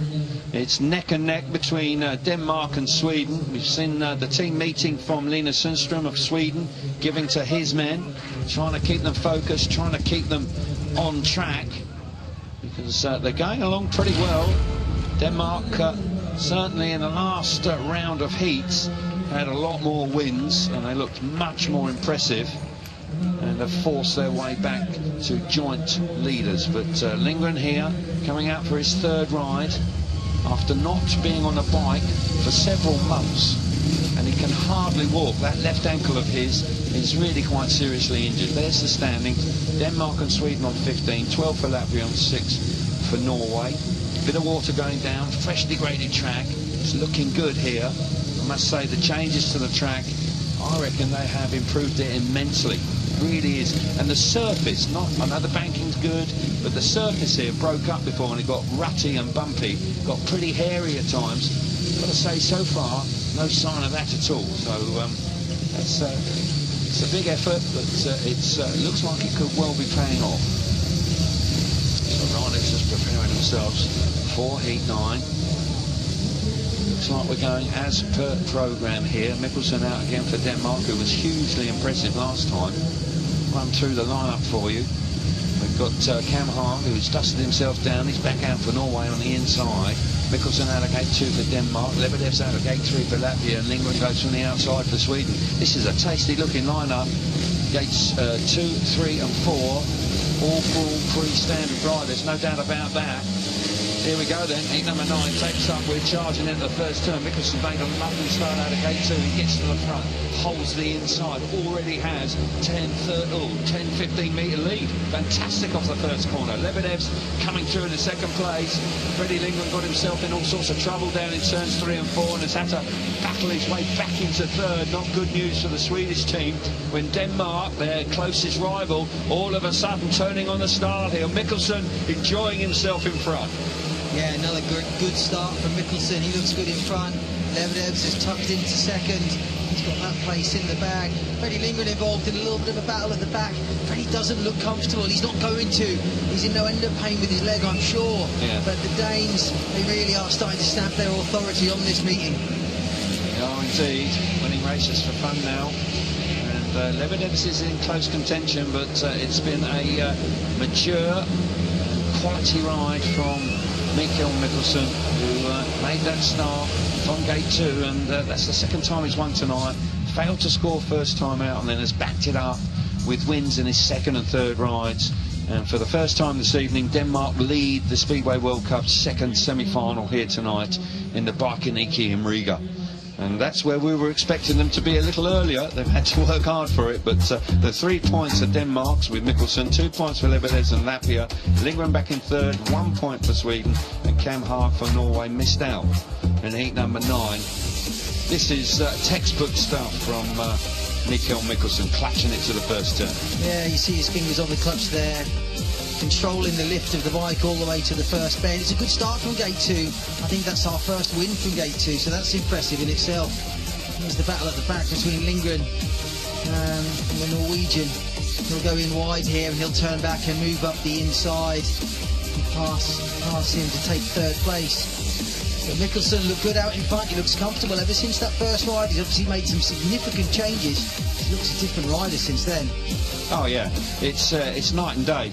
And it's paying huge dividends. There's a change here with Freddie Jakobsen coming in to replace Anders Thompson, which you can understand. Jakobsen, a fine winner of his first ride.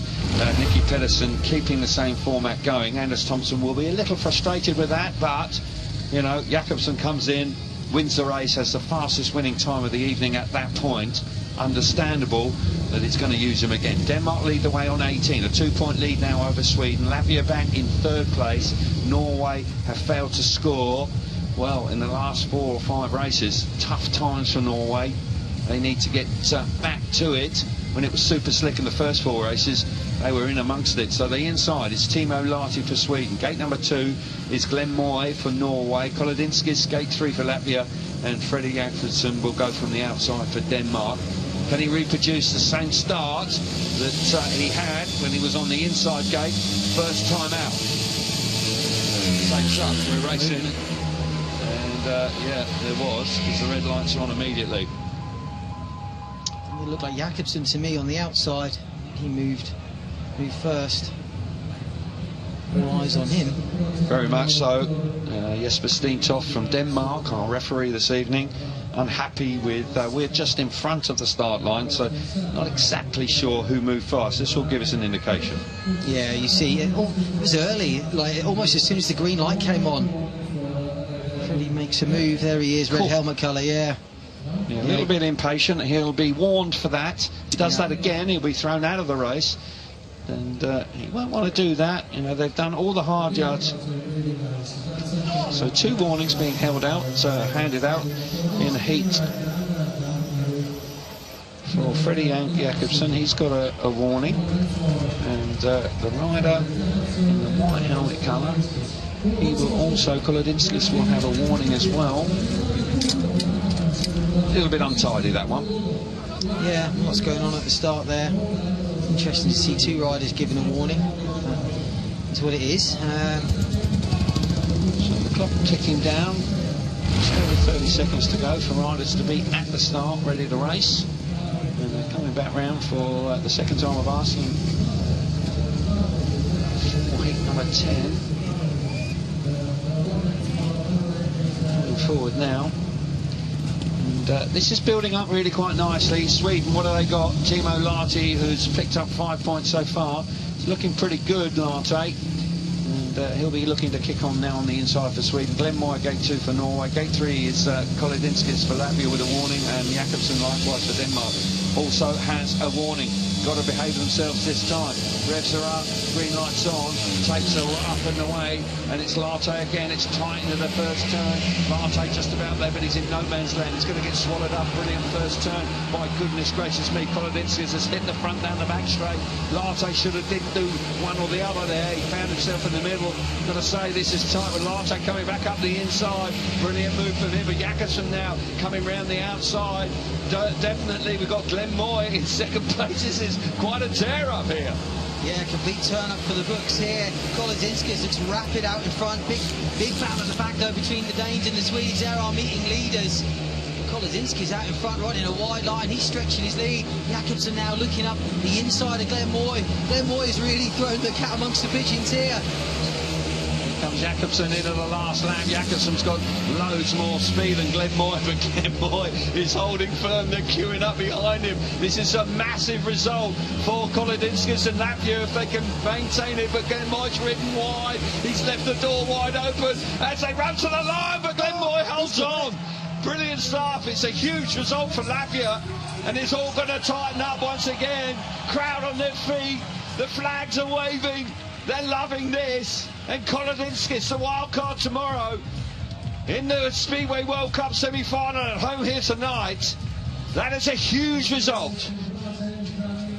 And they move into second place, Latvia now. Kolodinskis 3 points, what a ride. Glenn Moy, that's a spectacular second place from him. 2 points for Norway. Jakobsen back in third, 1 point for Denmark. Timo Lahti misses out off gate number 1. What a race. Yeah, surprising there to see Lahti. I thought he'd be a banker off gate 1, but he just lifted too much. And I tell you what, he's not the same rider in traffic at all. But there's Glenn Moy. He's like a rolling roadblock in second. They were queuing up into the town centre behind him. It was causing carnage. That was the Friday afternoon rush hour, wasn't it? Yeah, all sorts of trouble in the town centre of Riga. But Kolodinskis, he looked fantastic out front. Here we see the move. Jakobsen dives up the inside of Lahti. Lahti, it's a different rider in traffic. He really does. When he's out front, he looks a lot more comfortable, that's for sure. There's Glenn Moy roosting both boys behind him. Here's the run to the line. It gets awfully tight between the Norwegian and the Dane. But Glenn Moy, what a ride for him. Fantastic ride. I thought he'd thrown it away coming up turn 4 on the last lap, but he managed to hang on. Jakobsen wasn't able to squeeze up the inside, and Glenn Moy, super ride from him. For Kolodinskis for Latvia, and now they're only 2 points behind Denmark. Into second place for Latvia. Big result for the home team. Here we go. No doubt this meeting is really livening up nicely now. As I say, the reward for winning tonight is a place in the Speedway World Cup final at the end of the month. Follestad off the inside for Norway, Kostegov off gate number 2 for Latvia, Leon Madsen for Denmark gate 3, and off the outside, in my programme it says Oliver Berntsson. I think it's Kim Nielsen. Oh, desperate on the inside. Red lights are on. Looks like Follestad has got sorts of problems there. He's got all of the tapes as he's dragging them around the track. I don't know if he went too early or if the tapes on the inside just didn't go up. Let's have a look again here, Ollie. What's gone on? Yeah, keep your eye on the inside here. Does he go into the tapes? Do they not move? They don't go up all the way, they only go up halfway. Yeah, not his problem. Yeah, no. That's a problem with the start gate, so they'll have to fix there that. We go, halfway but you're up. right, Kim Nielsen was out here as a replacement ride once again for Oliver Berntsson. Yeah, it can be painful when that happens. Sometimes the tape can get round your neck and cause quite a nasty burn. Yeah, I've had it. I've had it myself. You used to get it because you were trying to jump the start. That guy was just unfortunate. I think that's harsh. I mean, that's rather harsh. That's what I heard. Yeah, it's only what you heard. But vicious rumours, they can. They seem to circulate, don't they? They do. People are quite happy to do that. Right. Anyway, so. So all 4 riders will come back to the start because a little bit of a malfunction with the start gate. I'm sure they'll just give that a little bit of a test. But for Follestad, he just got it caught on his peak, and it can pull you off the back of the bike. Nicky Pedersen out there with Leon Madsen, just keeping his team focused. Nicky's so enthusiastic. Yeah, quite a hard taskmaster, I'd imagine. He has high standards he expects from his boys. But at the moment, they're producing the goods, although not as easy as we all thought it might be. Well, the first 4 races they scored 3 points, and that was from one rider, Leon Madsen, with a win.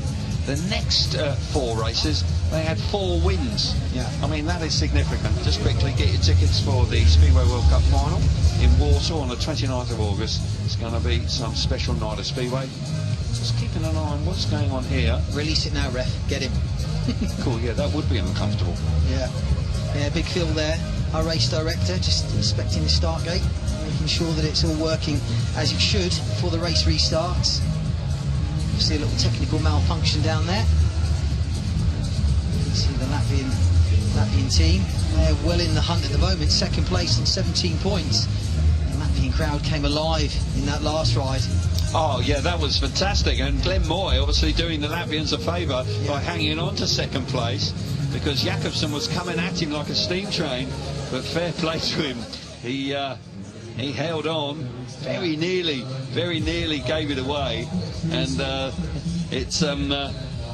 it was a terrific conclusion to the previous race. Anders Thompson, who was a Grand Prix winner not very long ago, of course. He's been an injury replacement rider on the Grand Prix scene for some time. He rides tomorrow as well, and he won in fine style. Looks like the start gate is working. They've just tried it once. He wants to do it one more time, and Jesper Steentoft will. Sign language there from Phil up to the box. Quite sure what he's wanting, but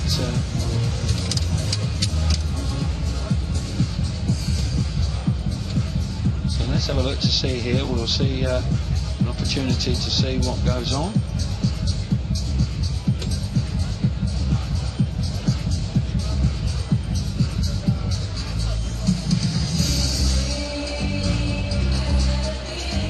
A little bit more complicated than I thought, because I just thought it was maybe just a bit of WD-40 and all would be well, but fixes most things, doesn't it? It can do. Yeah. Certainly going to Speedway with WD-40 and a roll of duct tape generally gives you the trouble. And the cable tie. Yeah, but that's a bit modern for me. Bit modern. I'm more of a duct tape man myself. I got through some cable ties in my time. Yeah, they're very useful. Yeah.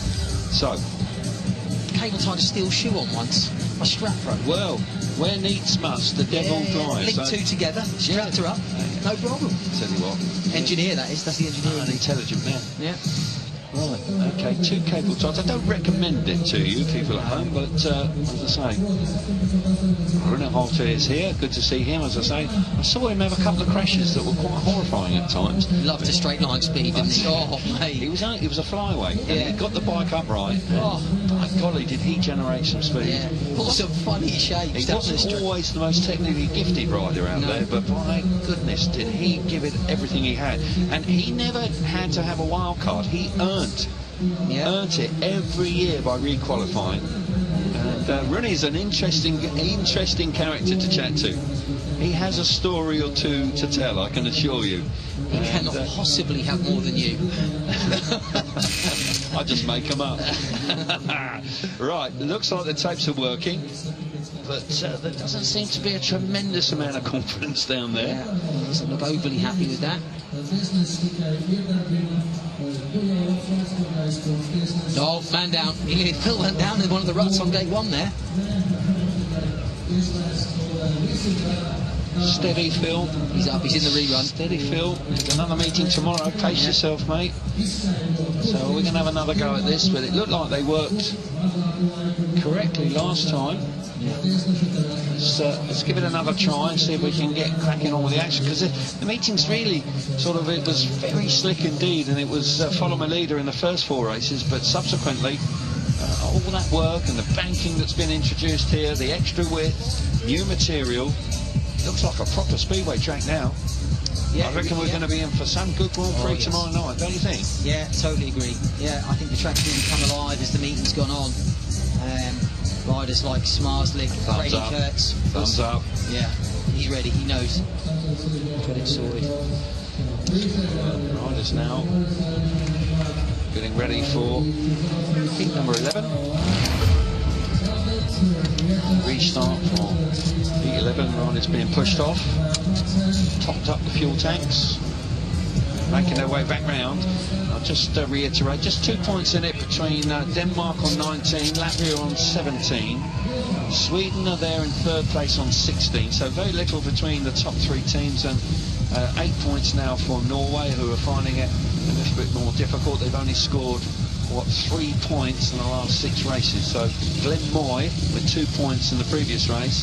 That was the best result they had since heat number, 2. Number 2. So riders are at tapes. Let's take you through the lineup there. You can see the positions of the teams at this stage after 10 races here tonight. Holstad's on the inside for Norway. Kosakovs in gate number 2 for Latvia. Madsen gate 3 for Denmark, and gate 4 Kim Nielsen for Sweden. Madsen's been good. He's been unbeaten, hasn't he? And he had a terrific ride last time, coming from the back.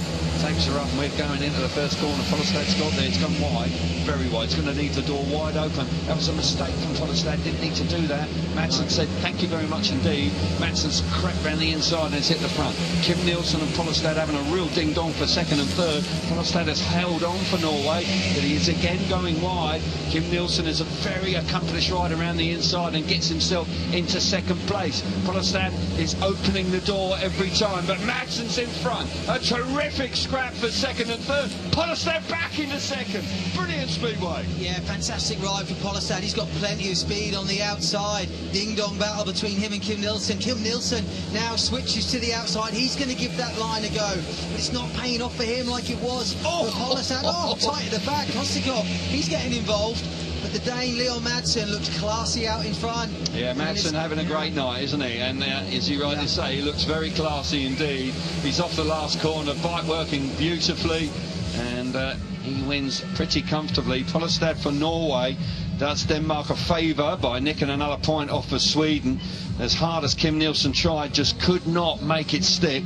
And Follestad, after opening the door and allowing Nielsen through, Fair play, that was a tenacious ride from Pollestad. But Madsen, super ride out in front, 3 points for Denmark. Pollestad, 2 points for Norway. Kim Nielsen, 1 point in third for Sweden. And Kostagovs for Latvia. Missed out now, and all of a sudden, Denmark have moved away. And they've got a 5-point lead. Yeah, it's a clever ride from Madsen. He doesn't make a good start from gate 3, but he's intelligent, he turns back. To be fair, Pollestad left the door wide open for him. He went too wide on the first corner. Yeah, he did. Yeah, he was too interested on that in that outside line, and after a big hole, Madsen was savvy to it, switched back, and then once he got in front, he stretched his lead. Here's the big battle between Nielsen and Pollestad. Pollestad is using that outside line. He's an accomplished rider in the Polish league and rides very well for Gorzov week in, week out. So not surprising to see him in amongst the points. He made it hard work though. I just wonder if he had actually stayed to the inside in the first corner, he might well have made Madsen work a lot harder. But maximum score so far, 3 rides, 3 wins for Leon Madsen, who's going along very nicely indeed. He's had an inconsistent season this year in the Grand Prix. He's been up and down like a yo-yo, but here tonight he is the star man for Denmark without doubt. And they move on to 22 points. Latvia back in 17. Denmark are in charge of this right now. It's theirs to lose, you would suggest. Sweden back in third, just behind Latvia. And those two teams have really got to turn on the style now if they want to make the Speedway World Cup final. Torsel's on the inside for Sweden. Gate 2, it's for Fredriksson with a warning for Norway. Gus, gate 3 for Latvia. Gate 4 for Michael Jepsen-Jensen. What's he going to do from there? Jepsen-Jensen looked so much better last time. Really impressive indeed. Here we go. Revs up, green light was on, and we're into the first turn. Torsel's made a lovely start on the inside, hugs the inside, while Michael Jepsen-Jensen's going roaring around the outside. He's going to get tight down the back straight, but that's the difference this year. It's just that little bit more racing room down that back straight, and that allows the Danish rider Jepsen-Jensen into second place. We've got Francis Gus back in third. He's going along pretty well, but look at this from Torsel. He looks terrific in front for Sweden. Yeah, where's this come from? He hasn't shown his speed all night. A little pick-up going into turn 3. Jepsen-Jensen closes the gap a little bit. This is a fantastic ride for Torsel. This is what he's capable of. Jepsen-Jensen tried that outside first lap or so, but it's not working. Fastest line now seems to be the shortest way round. We had that delay, the track's just dried a little bit, and it's the inside line, and a blue groove is beginning to appear. Michael Jepsen-Jensen keeping Jakob Torsel very honest in front. One last chance for Jepsen-Jensen. He goes to the outside. Torsel on the inside. The chance to the line is going to get close, but Torsel hangs on. That's an important win for Sweden. Just dropped 5 points behind the leaders, and now just reduces it by 1 point. So 4, but still work to be done. Torsel, good ride off of gate number 1, 3 points for Sweden, 2 points for Denmark. Jepsen-Jensen, Gus back in third place for Latvia, 1 point for them, and Fredriksson misses out there. And this is all about the start. It's a really nice ride from Torsel here. Yeah, he's got the bike working well around the inside, makes a clever start from gate 1, holds a tight line, doesn't make the mistake that Pollestad did in the race before. Jepsen-Jensen, he quickly secures second place. He's smart, he moves across the Latvian, secures second place, and sets out after Torsel, but really couldn't make any impression. The racing line really has, sort of in the last couple of races, like you say, since the delay with the starting gate, the track's dried out, or the outside line has dried out, and it's made that inside line there's a bit of rubber going down now, isn't there? A bit of a blue groove, which you get traction from. Yeah, absolutely, and Torsel's had a pretty solid night, just one blip in his second ride, but a nice win in his previous ride. Okay, now Emma's down there, and Freddie Lindgren joins her now. Freddie, when we spoke earlier, you were kind of saying you didn't know how it was going to go with your injury. How are you feeling? Well, it's not perfect, I'll tell you that, but you know, I'm fighting through, doing the best that I can, and we're still in it. You know, Team Sweden still a couple of points off the Danes, but still have a chance. As a collective, you are indeed doing very well, only 4 points behind the Danes, like you say. What's the plan from here, Freddie? Well, we got to start winning more heats like Jakob did here. You know, that's the key for us. And finally, just for you, are you going to be okay for the rest of the night, Freddie? Because we've seen you limping around here, so I just want to check. Well, I hope so. You know, I'll give it my best. Best of luck. Thank you. Thank you.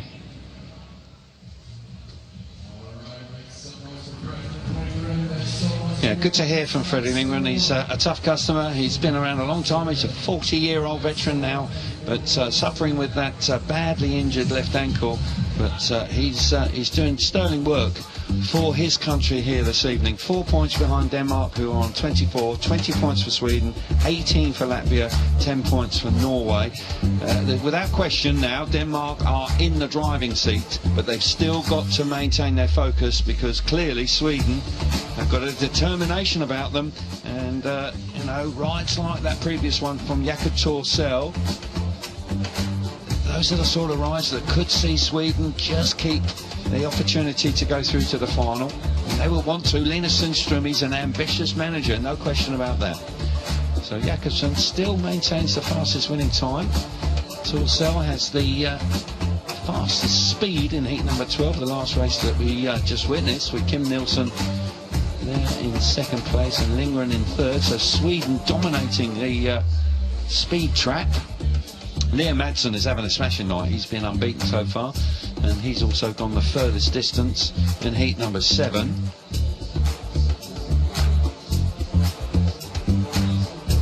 So the gate stats for you. So 4 wins from the inside gate, 1 win, only 1 win from gate 2, 3 now from gate 3 and 4 from the outside. Those 2 gates have been pretty much the favoured ones throughout the evening so far. 21 points scored from the inside, 14 points scored from gate 2. Gate 3 scored 16 and gate 4 scored 21. So Neil Madsen just passing on his advice. And Nicky Pedersen, will he give Anders Thompson? It's going to be tough now for Thompson if they put him back in now.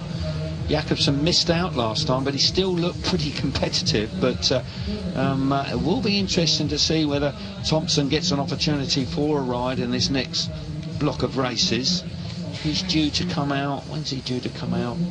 Anders Thompson, he's due to come out in heat number 13, the very next race. So we'll wait and see if that is the case. There you can see it. Berntsen, Hamhaug, Thompson and Gus. But got to say, Thompson and Berntsen haven't ridden so far. Well, they've only had, well, Berntsen hasn't ridden. Thompson's only had 1 ride. Then we've got Mikkelsen, Torsell, Kostegårds and Glenn Moy. Glenn Moy being a bit of a hero last time for Norway. Lebedevs, Leon Madsen, Timo Lahti, Lasse Fredriksson. That's in heat 15, and heat 16 is Epson, Nilsson, Lindgren, Polestad and Kolodinskis. That's quite a tear-up, actually, in heat number 16.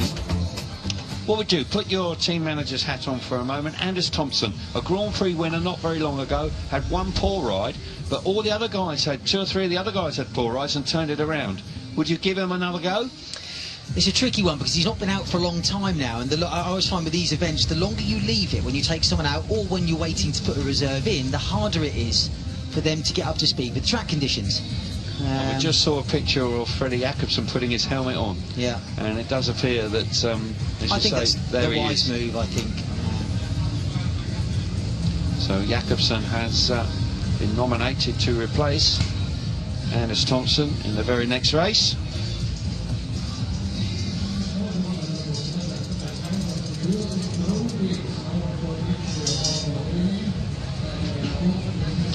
So yeah, looks like Freddie Jakobsen will come in to replace Anders Thompson in heat number 13. Oliver Berntsen is programmed to ride here for Sweden, but hasn't had a ride tonight. Kim Nilsson has taken all of his rides so far. Nilsson's on 5 points from 3 rides. I would think Linus Sundström will keep that the same. Sweden have got gate 1 again here. They had it with Torsell in heat number 12 and 1 from there. Kim Nilsson off the inside gate. I would suggest that that would be a no-brainer for me. They should maintain that. But Leon Madsen just giving his teammate a bit of encouragement. Anders Thompson in close proximity. Not easy for such a quality rider to be pulled out and then standing around watching.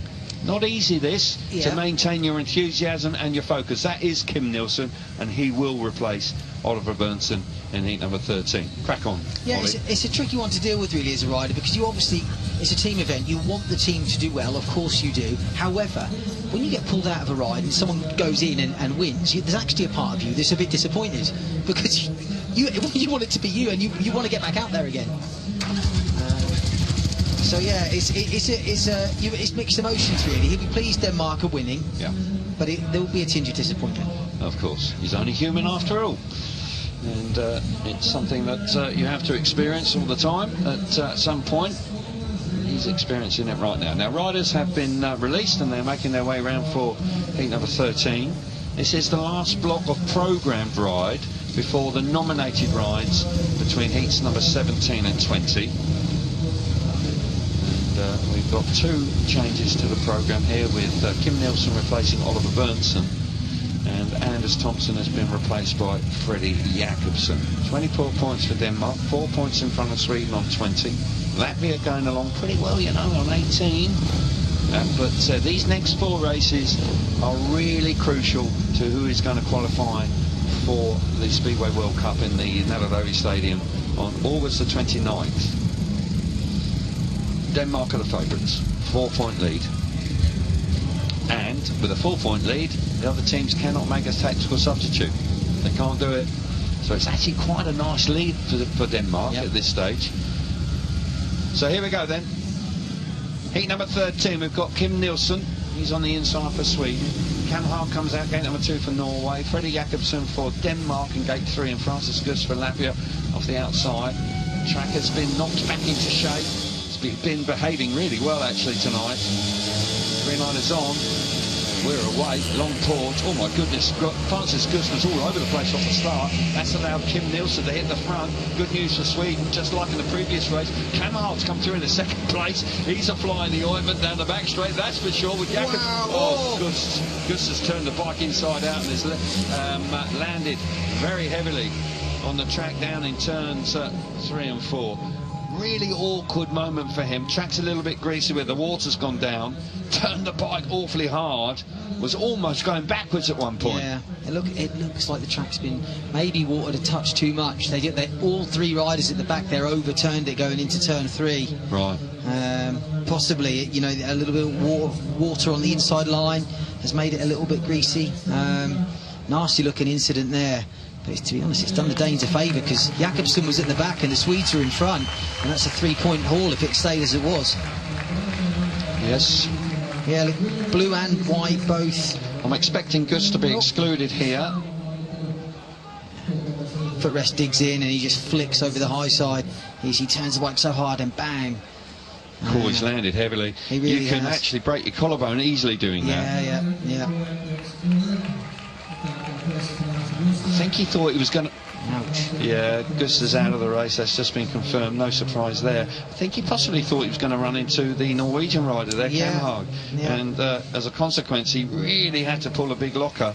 But the track just being watered, a little bit greasy, just caught him out. Yeah.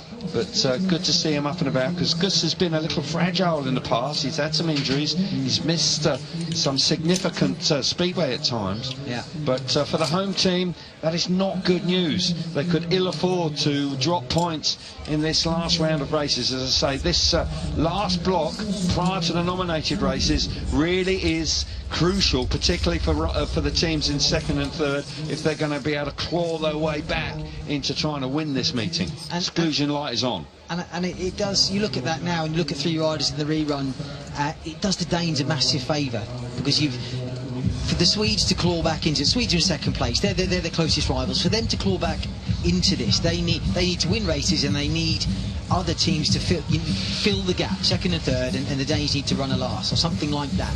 Well, Kim Nielsen wins there and the Danes are 2nd, and the lead is down to 3, but it's a long haul. They need to keep doing that, but there is the opportunity, because we are heat 13, we've got 4 races, so it's still an opportunity. But as I say, I agree with you. It would help if you had other riders that could take points off the Danish team, but it's less likely when there's only 3 starters. Norway team just finding it a little tough out there this evening, which is understandable. They did come into the evening the underdogs here out of the 4 teams, but Gus feeling the effects of that, and understandably he got thrown into the track pretty hard. Yeah, he's going to feel that tomorrow morning. So the riders coming back out now for the restart of heat number 13.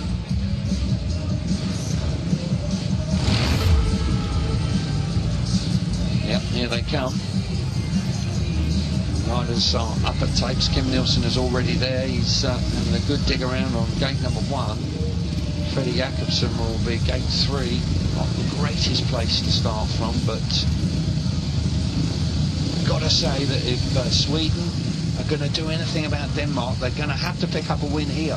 This is a really, really key moment for that man. Kim Nielsen, back in the Grand Prix in 2027. He's on the inside gate. His teammate won the previous race from the very same position. He had hit the front in the initial stagings of Heat 13. He's got to reproduce it here again. Restart of Heat 13, the lineup. Kim Nielsen on the inside for Sweden. Gate number 2 for Norway is Cam Haag. Jakobsen out of gate number 3 for Denmark, and Franciscus for Latvia has been excluded from this particular heat. Just the 3 of them. Here we go then. Revs up, green lights on, tapes up now, we're away. Nielsen. He's going to be out. Jakobsen's going to be out because he's on a warning, I think. He moved there, yeah. He is. He'll be out. So that is absolutely, that is a bit of a schoolboy error if that is the case, because they have thrown the opportunity away, and it could well be the lead potentially could be down to 1 point. It could be down to the 1 point. Heat number 13 is taking an age. Let's have another look. Keep your eye on the red helmet colour. Oh, he's out. Yeah, he'll be out. Jesper Tinshoff, a Danish referee, is going to have to exclude a Danish rider who moved too early, carrying a warning. You do it again. The rule book tells you red is out. This is drama. Denmark making life hard for themselves. Opportunity for Sweden. Kim Nielsen needs to capitalise. And grabbing 3 points back after heat number 13. The lead will be reduced to just 1 point. And Denmark, Jakobsen will be kicking himself now. And that puts pressure on Nicky Pedersen.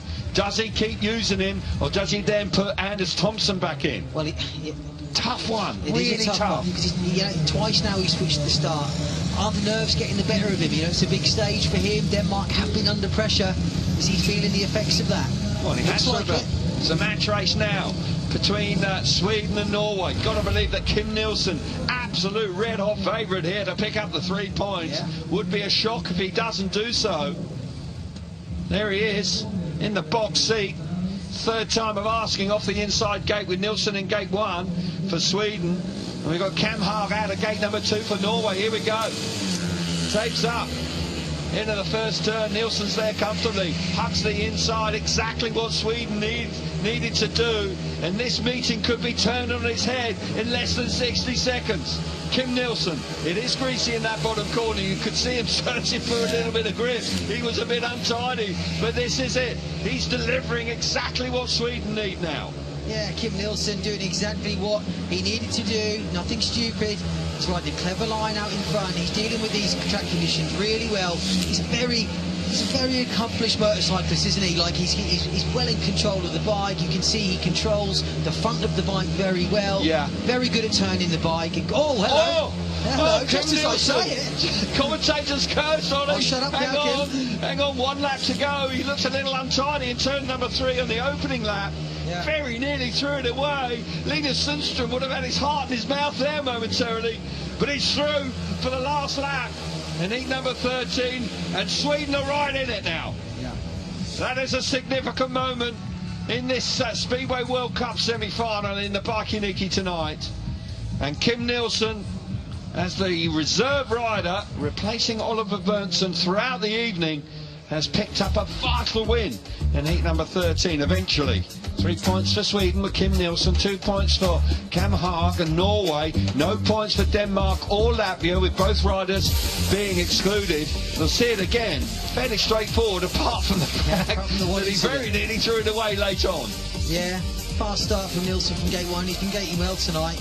Rides a clever line around the first bend, front wheel over the curve. Back wheel, getting that fresh dirt that no one else has been on. This might be where, backs it into turn 3, and then bike picks up. Engine revs will have dropped as he turned hard, and bike picks up, shoots him across the corner. But shows excellent bike control to get it back under control and take the race win. But yeah, heart in the mouth moment there for Sundström and Kim Nielsen. Very much so. He's had a good night so far, Kim Nielsen. Say 24 points to 23, heat 14. Denmark have got 2 inside gates in the next 3 races. That could come just right for them. We've got Mikael Mikkelsen here on the inside gate, and he has been absolutely flying in his last two rides after a disappointing opening gambit in heat number one. It's been unbeaten since. And the inside gate has been one of the favourite gates here this evening. Jakob Torsell, a winner last time from gate one. He starts from gate number two. Not so easy to win races from gate number two. So Mikkelsen coming in here for Denmark, gate one. Jakob Torsell, gate two for Sweden. Lebedev's coming in for Latvia, gate number three, and Glenn Moy off the outside for Norway. Lebedev's coming in to replace Kostakovs here for Latvia. Tapes are up, we're racing, and it's all about Mikkelsen into the first turn for Denmark. Denmark responding with the former European champion. Torsell through into second place. Lebedev's trying to creep around the outside, does so. Good effort from Lebedev's. He then turns hard in the middle of the corner, blocks the run from Torsell. Lebedev's has got speed in second place. He's coming on strong, but I tell you what, Mikkelsen's going to be a difficult man. Look at that bike, absolutely jet propelled off of turn number two, second time around. Yeah, Mikkelsen's bike is hooking up so hard down the straight, front wheel more in the air. As he stretches his lead, Lebedev's coming under a little bit of pressure now from Torsell, but Mikkelsen, ever since that first ride, whatever he's done, he's turned his night around and has been unbeaten ever since. Yeah, he's looking good here, and I've got to say that Andre Lebedev's coming in as a replacement for Kostakovs is doing Denmark a favour as well with keeping Torsell back in third place. So all of a sudden, just 1 point lead before this race. They've stretched it out now, and couple more points, 3 point lead at the completion of heat number 16. Still on here, still all to race for, but Mikkelsen rock solid off the inside. Lebedev's getting the better of a Torsell, and that was handy for Denmark. Mikkelsen with 3 points for Denmark, 2 points for Lebedev's and Latvia. Torsell back in third place, 1 point for Sweden, and Glenn Moy misses out for Norway. Position is still tight, but Denmark is still out in front. Yeah, very composed start from Mikkelsen as the pressure was starting to build on the Danes. Makes an intelligent start and first corner. There we see Lebedev's, he sweeps around the outside of Torsell, and like you called it, he then swoops across the front. Turns it hard there, doesn't drops it on him going into turn three and parks it. Makes sure that he makes life very difficult for Torsell following into turn three. There's Mikkelsen, slow-mo of him, looking brilliant out in front. He really has looked $1 million since his first race, so well done to him. Yep, unbeaten apart from the first ride. Really looking good. 27 points now for Denmark. They lead the way after heat number 14. 24 points for Sweden, 3 points back. 20 points for Latvia in third. It is going the way of the Danish team, but by golly, it's not an easy night for them, far from it. They've had to work for this. Poor start from the favourite team, but then have come on strong. But that exclusion by Freddie Jakobsen in the previous race, you must say, put them on the back foot a touch. Just his slender lead with Kim Nielsen coming through, but like Mikkel Mikkelsen, impressive, and Lebedev's nicking a point as well off of Torsell. That could be quite crucial. Now there will be a slight delay here because Lebedev's is programmed to come straight back out in heat number 15. He was a replacement for Kostakovs in the previous race, and he's due to come out in heat number 15 off the inside gate. So Phil Morris will give the captain of the Latvian team just a little bit more time to get himself ready for the next race. But the Latvians on the back foot a little bit. It's slipping away from them, their chances. It would be a bit of a surprise now if they can do it, but Lebedev's will give his very best. Yeah, we know that. He's a tough performer, works very hard, and he'll be keen. He's a proud Latvian in front of his home crowd. He'll want to try and show a bit of pride here and get points on the board for Latvia. There we see Phil Morris just advising him on time, I'd imagine, and how long he's got left before they start. Well, what are they having to do? You know, they're having to turn this bike around double quick time, aren't they? Yeah, they are. It'll be a tyre change, cool the clutch down, put some more fuel in it, and they're the sort of basics that you'll do every time, and then there might be some bike changes that Lebedev's maybe feels he needs. But the mechanics don't seem to do anything like that. It just seems routine maintenance from ride to ride. So tyre, fuel, cool the clutch down, off we go. Well, Just a few more moments. Phil Morris being just giving him a little bit of extra time, but the riders have been released now for heat number 15. Got Leon Madsen coming out for Denmark here for gate 2, and Leon Madsen is unbeaten tonight. That's going to put a lot of pressure on Timo Lahti, who's not got a good gate here. Gate number 3, quite possibly the worst gate this evening. So Sweden are sort of closing into 1 point, just a couple of races back. All of a sudden, they're going to have to produce something pretty spectacular. And Leon Madsen's got great speed. Crowd love Lebedev's. Yeah. The reception he's getting on his way round to the start, that's terrific. I love that. Yeah, he's a local celebrity, isn't he? He's the country's top man, Grand Prix rider, class performer. He's very well known.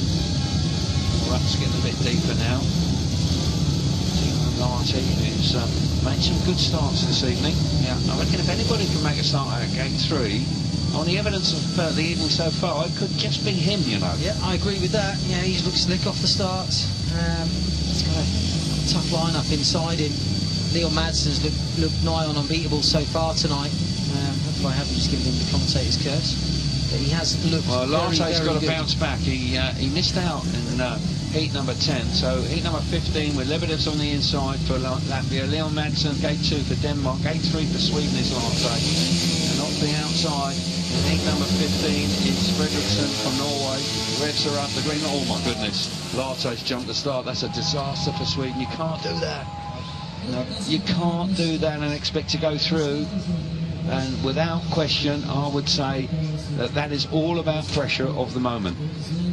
Yeah, he's got Leon Madsen, who's unbeaten, going great guns, and Lahti's just charged at the tapes. Can't do it. You can't do it now. So there's a fraction of movement from the Norwegian on the outside, but not enough to send him through the tapes.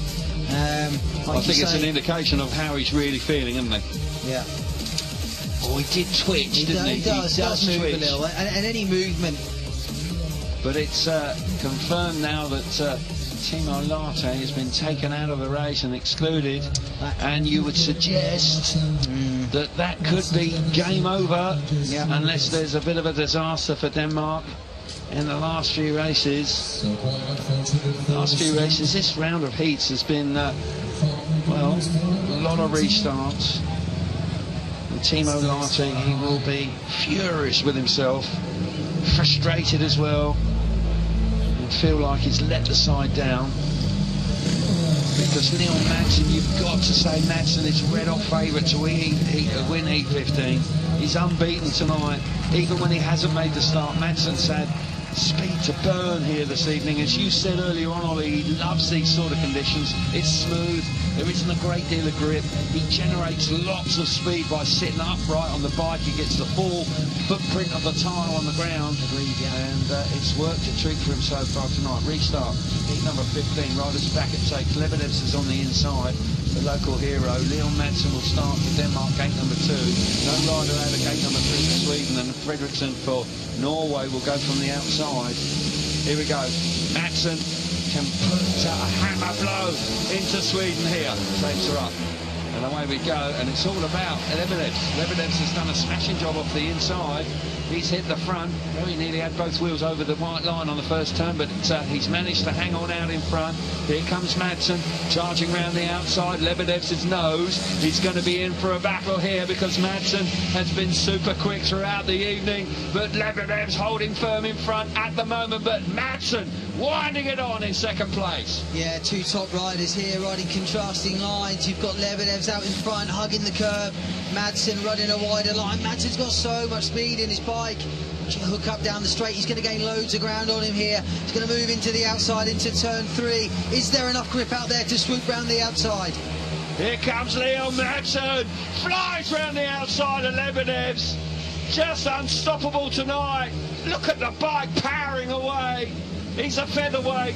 He's really reveling in these conditions, and the change to the Baikoniki are just what Madsen has absolutely loved here this evening. 4 rides, 4 wins, Denmark under 30 points, and all of a sudden They've got a 6-point lead over the Swedish team, who can make a tactical substitute. But Leon Madsen and Denmark in the driving seat. 3 points for Madsen and Denmark. Lebedev's 2 points for Latvia, 1 point for Fredriksson for Norway, and Timo Lahti excluded. Good ride from Madsen. Lebedev's did everything he could. Yeah, Lebedev's from the inside. He makes the start off gate 1. But Leon Madsen, he's got one thing on his mind. As soon as he can, he's going to get his bike onto the sort of mid to outside part of the track and start building his speed up, building his momentum up. Lebedev's, like I said during the race, running a completely different line, running very tight round the corners, and then Madsen's got so much speed in a straight line, probably pulling 2-3 teeth less than Lebedev's. There's Madsen, full of confidence on the back wheel over the finish line. He's looked brilliant tonight, and he'll feel good about tomorrow only with the Grand Prix. Absolutely right, and a performance like that tonight, tomorrow night, will be very timely for him. Has had a great run in the Grand Prix. He's been inconsistent. We've got a change here. No, we haven't. We've got Michael Jepsen-Jensen, excuse me. He will start for Denmark on the inside. There's the position with 30 points to Denmark, 6 points in front of Sweden. And Lindgren out here, I haven't heard that he's been replaced, so I'm assuming no tactical substitute by Linus Sundström in heat number 16. Last race before the nominated race, that is Lindgren. And Lindgren, who back in Speedway after, well, several months out, hasn't done a bad job. Jepsen-Jensen on the inside for Denmark. Lindgren's out of gate 2 for Sweden. Polestad out of gate 3 for Norway. And Kolodinskis with a warning from the outside for Latvia. He's the wild card tomorrow, Kolodinskis. Busy weekend for him. He'll be loving it. Here we go. He's 16. Takes up. Oh, Lindgren's missed it completely. I think he may have moved a touch, actually. He was off balance anyway. But Jepsen-Jensen, Jepsen-Jensen untidy. It's getting tight down the back straight. Kolodinskis coming across, gets the better of Polestad. Once again, Polestad coming up the inside. It's all going on behind Michael Jepsen-Jensen. But this is a huge moment and pretty much sealing the deal for Denmark at a 6-point lead with Freddie Lindgren out the back. That is going to extend it to 9. And it's looking very, very good now for Team Denmark. Polestad trying to come up the inside. And he has done, and he's riding well in second place. He is indeed. Polestad's been solid tonight for Norway, riding a good line in second place there to beat Kolodinskis. Freddie Lindgren nowhere in this one. Put a bit of effort in the first lap, but since then he's really just tailed off at the back, and he's now pulling over. Yeah, he's struggling with that foot, possibly saving it for the GP tomorrow. But Polestad's got plenty of speed, putting a bit of pressure on Jepsen-Jensen. Jensen's going to take it home. Yeah. Super ride for Michael Jepsen-Jensen. The Danish team moving on to 33. So they now, as a consequence of Freddie Lindgren missing out in the heat number 16, have a 9-point lead with 4 races to go. They are almost there. They are almost in the Speedway World Cup final on August the 29th in Warsaw. Jepsen-Jensen, nice ride out in front, 3 points for Denmark. Strong ride for Polestad in second place for Norway. Kolodinskis for Latvia in third, 1 point. And Lindgren got a bit untidy there. He had a warning on the start, didn't get away well, and found this race very difficult. Yeah, Freddie Lindgren there in the yellow helmet just has a little nibble before the tapes goes up, and from then on, this race never really got going. Jepsen-Jensen rides a conservative first corner around the curve, bike picks up as he comes onto the back straight. Then the battle commences between, there we see that lift from Jepsen-Jensen. We see the battle between Kolodinskis and Polestad in second place. Polestad just barges his way up the inside, forceful, moves into second place. And Polestad's been handy tonight. He's been in the points most races. He'll be pleased with his night's work. There's that Peter Johns GM of Jepsen-Jensen. He's looked good tonight ever since that first ride. Yeah, he has indeed. As you can see there, failed to score first time out, but has only dropped 1 point subsequently. So a strong performance from the captain of the Danish team. They have a 9-point lead with 4 races remaining.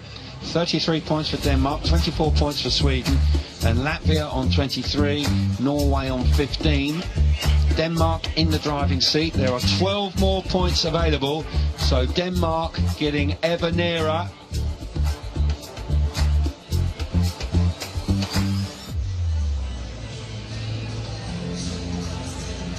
So as I was saying, it's getting ever closer. It would be quite a surprise now if Denmark were to slip up. But without doubt, after a bit of a shock to the system in the first 4 races where they only scored 3 points from 4 rides, the Danish team, they have been the dominant force subsequently.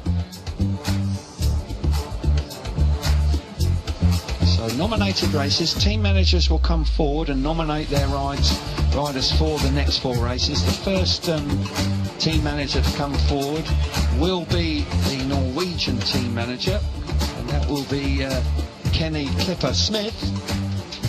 He will come forward, and then the 3rd place team, the 2nd place team, and the leading team, Denmark, will be the final team to nominate their riders for heats 17 through to 20. So let's have another look at the gate stats for you. 7 wins from the inside, 2 from gate 2, 3 from gate 3, and 4 wins from the outside gate so far this evening in 16 races. And the points scored from those respective gates now: 32 points from the inside gate, 20 points from gates 2 and 3, and 23 points from the outside gate. Now that has changed significantly in the last block of races, without doubt gate number 1 becoming much more productive in the last 4 heats. Track grading going on, and the last 4 races coming up for you. Denmark almost there, not too much more they need, and they will be the 4th and final qualifier for the Speedway World Cup. We've got Poland and Australia and Great Britain waiting for them. And coming into tonight, everybody's saying, yeah, it'll be straightforward for Denmark, they should fly through, they're the red hot favourite, they've got quality throughout the team. Well, they were in 4th place after 4 heats, and it was a bit of a shock for them, but and even when they put themselves on the back foot again, didn't they, Ollie, when Jakobsen got excluded for moving at the start for the 2nd time, and the lead was down to 1. Yeah, they've dug themselves a couple of holes, but it's been impressive how they've not panicked. They've carried on doing what they do, and I think by the time the night is over, we'll look at the points and it will look really comfortable. But actually, at times it's been tight. But we spoke about that in Lancia. It was the same there, wasn't it? Yes. At the end of the meeting, it looks like Great Britain won comfortably, but there were times when it was tight, and I, as a manager, you start to think, oh, you know, this is closer than I want it to be. Yeah. The Czech Republic team did come back at Team Great Britain on that particular evening, but then the quality of your team, they won the important races at the back end of the meeting and won relatively comfortably in the end. Denmark have started poorly tonight, got it all wrong to begin with, but then you have to admire the way they've turned it around, because all of them have really got their bikes working a real treat. I think in this format it's very difficult to pull away quickly. You need if you as a team, if you're winning races, it depends what your closest rival is. Well, you need good fortune from your 2nd place team. They need to drop out. They do, yeah. If you can get wins when they come last, or when they win, you need to limit the damage. Exactly. And that makes a huge difference. It's very hard to pull away quickly. It's not like conventional league racing where you get a 5-1 and all of a sudden, it's a big gap. You can't do that in this format. So yeah, it does make it for tight racing. And that's why you're a team manager and I'm not. No, it's true. But I've enjoyed this evening. I'm really pleased that this track has improved. Yeah, agreed. Because it was heavily criticised in the last couple of years. We've seen some indifferent racing, but the track surface, for its first time back on the big stage with the work that's been done, it has behaved beautifully.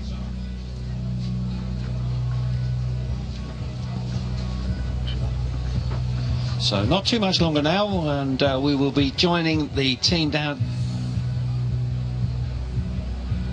So we can go down now, I believe, and Emma is there, and she will take us through the rider selections for Heat 17 through to Heat 20. I certainly will, and we will start with what is currently the 4th place team manager in Norway, Kenneth Clipper Smith. Kenneth, do you want to come and make your rider selections? Starting with Heat 17. Truls Kamhaug. And Heat 18? Mathias Bollestad. Heat 19? Lasse Fredriksen. And Heat 20? Glenn Moy. Can you just repeat that for us, please? Heat 17? Truls Kamhaug. Heat 18? Mathias Bollestad. Heat 19. Lasse Fredriksen. And heat 20. Glenn Moy. Okay, thank you. We're just going to wait one moment for that to be confirmed. Thank you. Thank you very much. Thank you, Kenneth. Okay, next up then we have the Latvia team manager, Vladimir Vadels. Hi, Vladimir. Who is your rider for Heat 17? In 17 heat, Alex Mikhailovs. Thank you. Heat 18? Daniil Kolodinskis. Thank you. 19? Evgeny Kostegovs. And finally, Heat 20. Andrei Lebedev. Thank you. Can I just get you to repeat that one more time, please? Heat 17? Heat 17, Alex Mikhailovs. 18? Daniil Kolodinskis. 19? Evgeny Kostegovs. And 20. Andrei Lebedevs. Thank you, Vladimir. Best of luck. Thank you very much. Okay, next up then we have the Sweden team manager, Linus Sundström. Hi, Linus. Heat 17? Heat 17, Kim Nilsson. Thank you. Heat 18? Jakob Tuchel. Heat 19? Timo Lahti. Thank you very much. And finally, Heat 20. Fredrik Lindgren. That's brilliant. Thank you so much, Linus. Best of luck. And finally, the Denmark team manager, Nicky Pedersen. How are you? Hello, I'm all right, thank you. Yourself? Proud of your lads so far tonight? Yeah, it was a tough start we had, so of course I'm proud of the boys. They did a nice job so far. Brilliant. So, Heat 17, who's your pick? In Heat 17 we have Michael Jebsen Jensen. Thank you. Heat 18? Heat 18 we have Mikkel Mikkelsen. Heat 19? We have Anders Thompson in Heat 19. Thank you. And finally, Heat 20. Finally, Leon Madsen in Heat 20. Thank you very much for that, Nicky. Best of luck. Okay, that's it for rider selection. Yep, thank you very much, Emma. And we now know there may be some changes ahead here. I'll be interested to see exactly what happens with Freddie Lindgren, but Kim Nielsen, he's put his big gun out in heat number 17 off the inside gate, up against Michael Jebsen Jensen, who will start from gate number 3. There possibly was some thinking behind that. Kim Nielsen very good off the inside gate, won a very important race early on. Can he reproduce it? They will need to, and then they would need Mihalos or Kamhag to take some points off Michael Jebsen Jensen. But this could be all over at the completion of heat 17 if the results go the way of Denmark. And, it's looking good for them. Yeah, it is indeed. They've taken a firm hold of this meeting, and all 4 riders looking very good. The only question mark possibly is Fredrik Jakobsen. Maybe a touch of nerves has got the better of him with the tapes exclusion. Interesting to see that Nicky's left him in his last race. By my maths, which is not very good at all, if Denmark just take another point off of Sweden here and have a 10-point lead going in with 3 races to go with 9 available, then in truth it's all over and Denmark have qualified. So Kim Nielsen, to keep it going, has to beat Michael Jebsen Jensen here, otherwise it is over and Denmark will be qualified. That is my maths. Latvia, I think it would be a huge stretch for them to battle their way back into it now. When you look at this race, Kim Nielsen, gate 1 after a track grade, he's going to fancy his chances here. He's rapid round the curve. We've seen that time and time again. So gate 1 for him, it's looking favourite for me here. Yeah, I agree with that 100%. Riders coming out for heat number 17. What a moment it is. Will this be the race where we see Denmark go through to the Speedway World Cup final? Indeed. In the Narodovi. So there's the situation, the point scores as we come into heat 17, 33, 24, 23. Latvia possibly could make it just 1 point behind, but unlikely. But Denmark, with Michael Jebsen Jensen, the captain of Denmark, here in number 17, that could well be the moment and could be the rider to do the business. But Kim Nielsen has ridden well this evening. He's on the inside gate, and it's not going to be easy on a freshly prepared track from gate number 3. No, it's not at all. It's going to be tough. A little bit of water's gone down. The outside line won't be as conducive as it was, so it's not going to be easy. Here we go then, line up for heat number 17, Kim Nielsen on the inside for Sweden. Gate number 2 for Latvia is Mihalos. Gate number 3, Jepsen Jensen for Denmark, and Cam Haag will go from the outside for Norway. Here we go then. Revs come up now. Kim Nielsen with all the pressure on the inside. Got to make the start.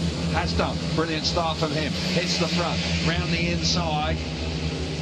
Coming through is Mihalos into second place. That's done Sweden a bit of a favour actually, that first turn from Mihalos. Hasn't done a lot of racing tonight, but he's come in here to heat number 17 and he's holding second place. Michael Jepsen Jensen having to work hard now, back in third place. This will keep it alive.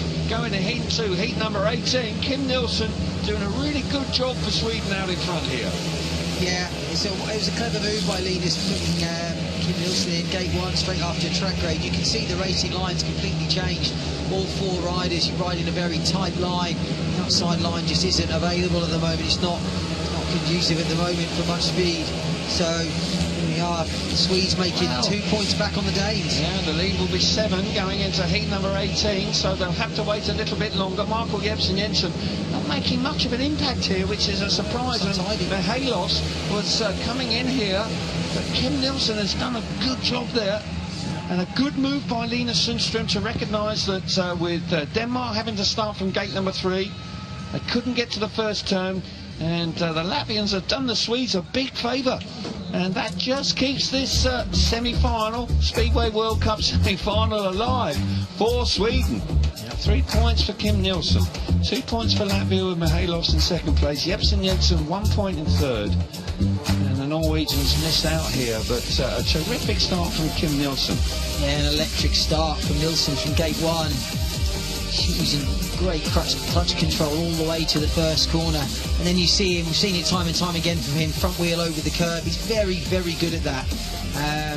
It's a perfect time to get him out on track.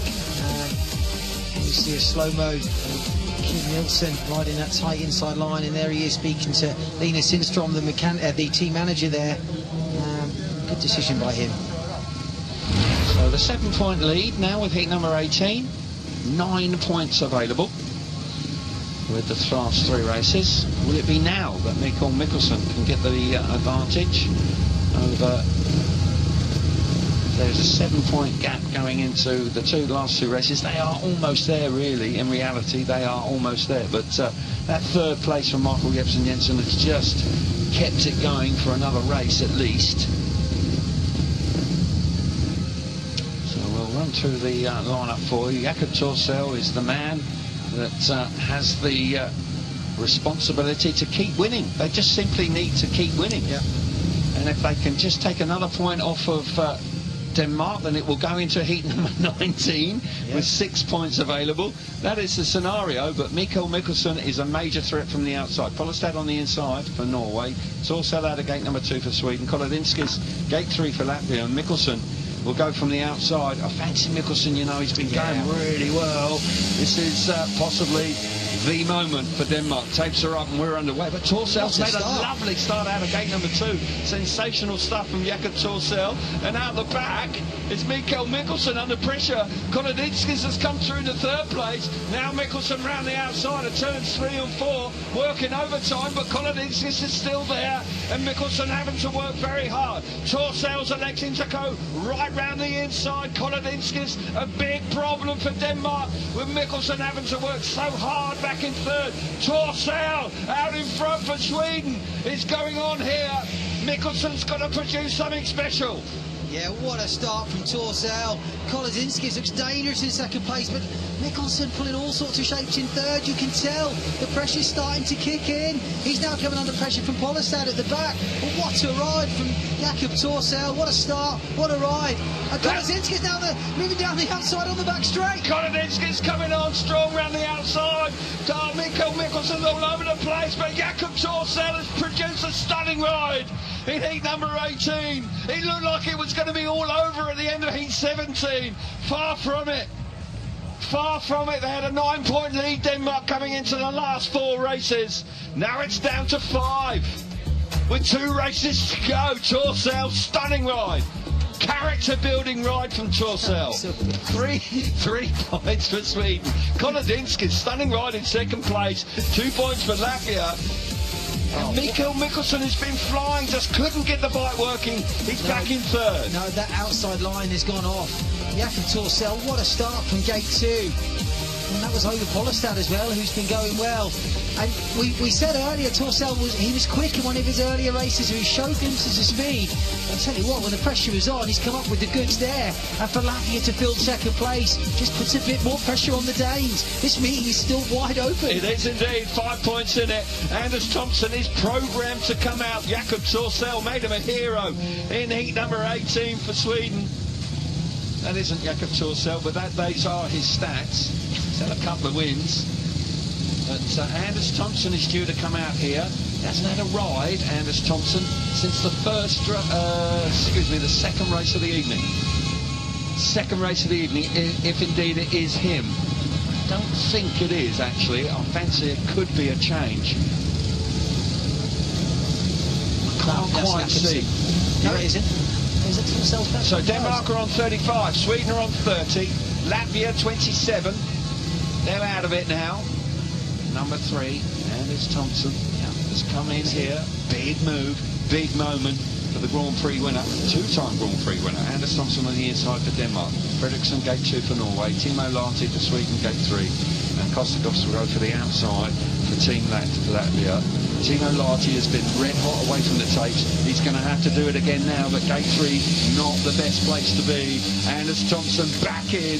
He's had to be very patient for this ride. Can he make himself a hero? Lahti's made it! What a start! He's done a sensational start. Timo Lahti, formerly of Finland, now for Sweden, has fired himself to the front. Here comes Thompson though. Thompson winding it on round the outside. He needs to get to the front. The lead is 5. The lead is 5. He needs to win. He needs to somehow get to the front, but it's gone wide. Timo Lahti holding firm, but Thompson's looking really threatening in 2nd place. Yeah, Thompson showing plenty of speed. He's going to cut back and move up the inside of Timo Lahti.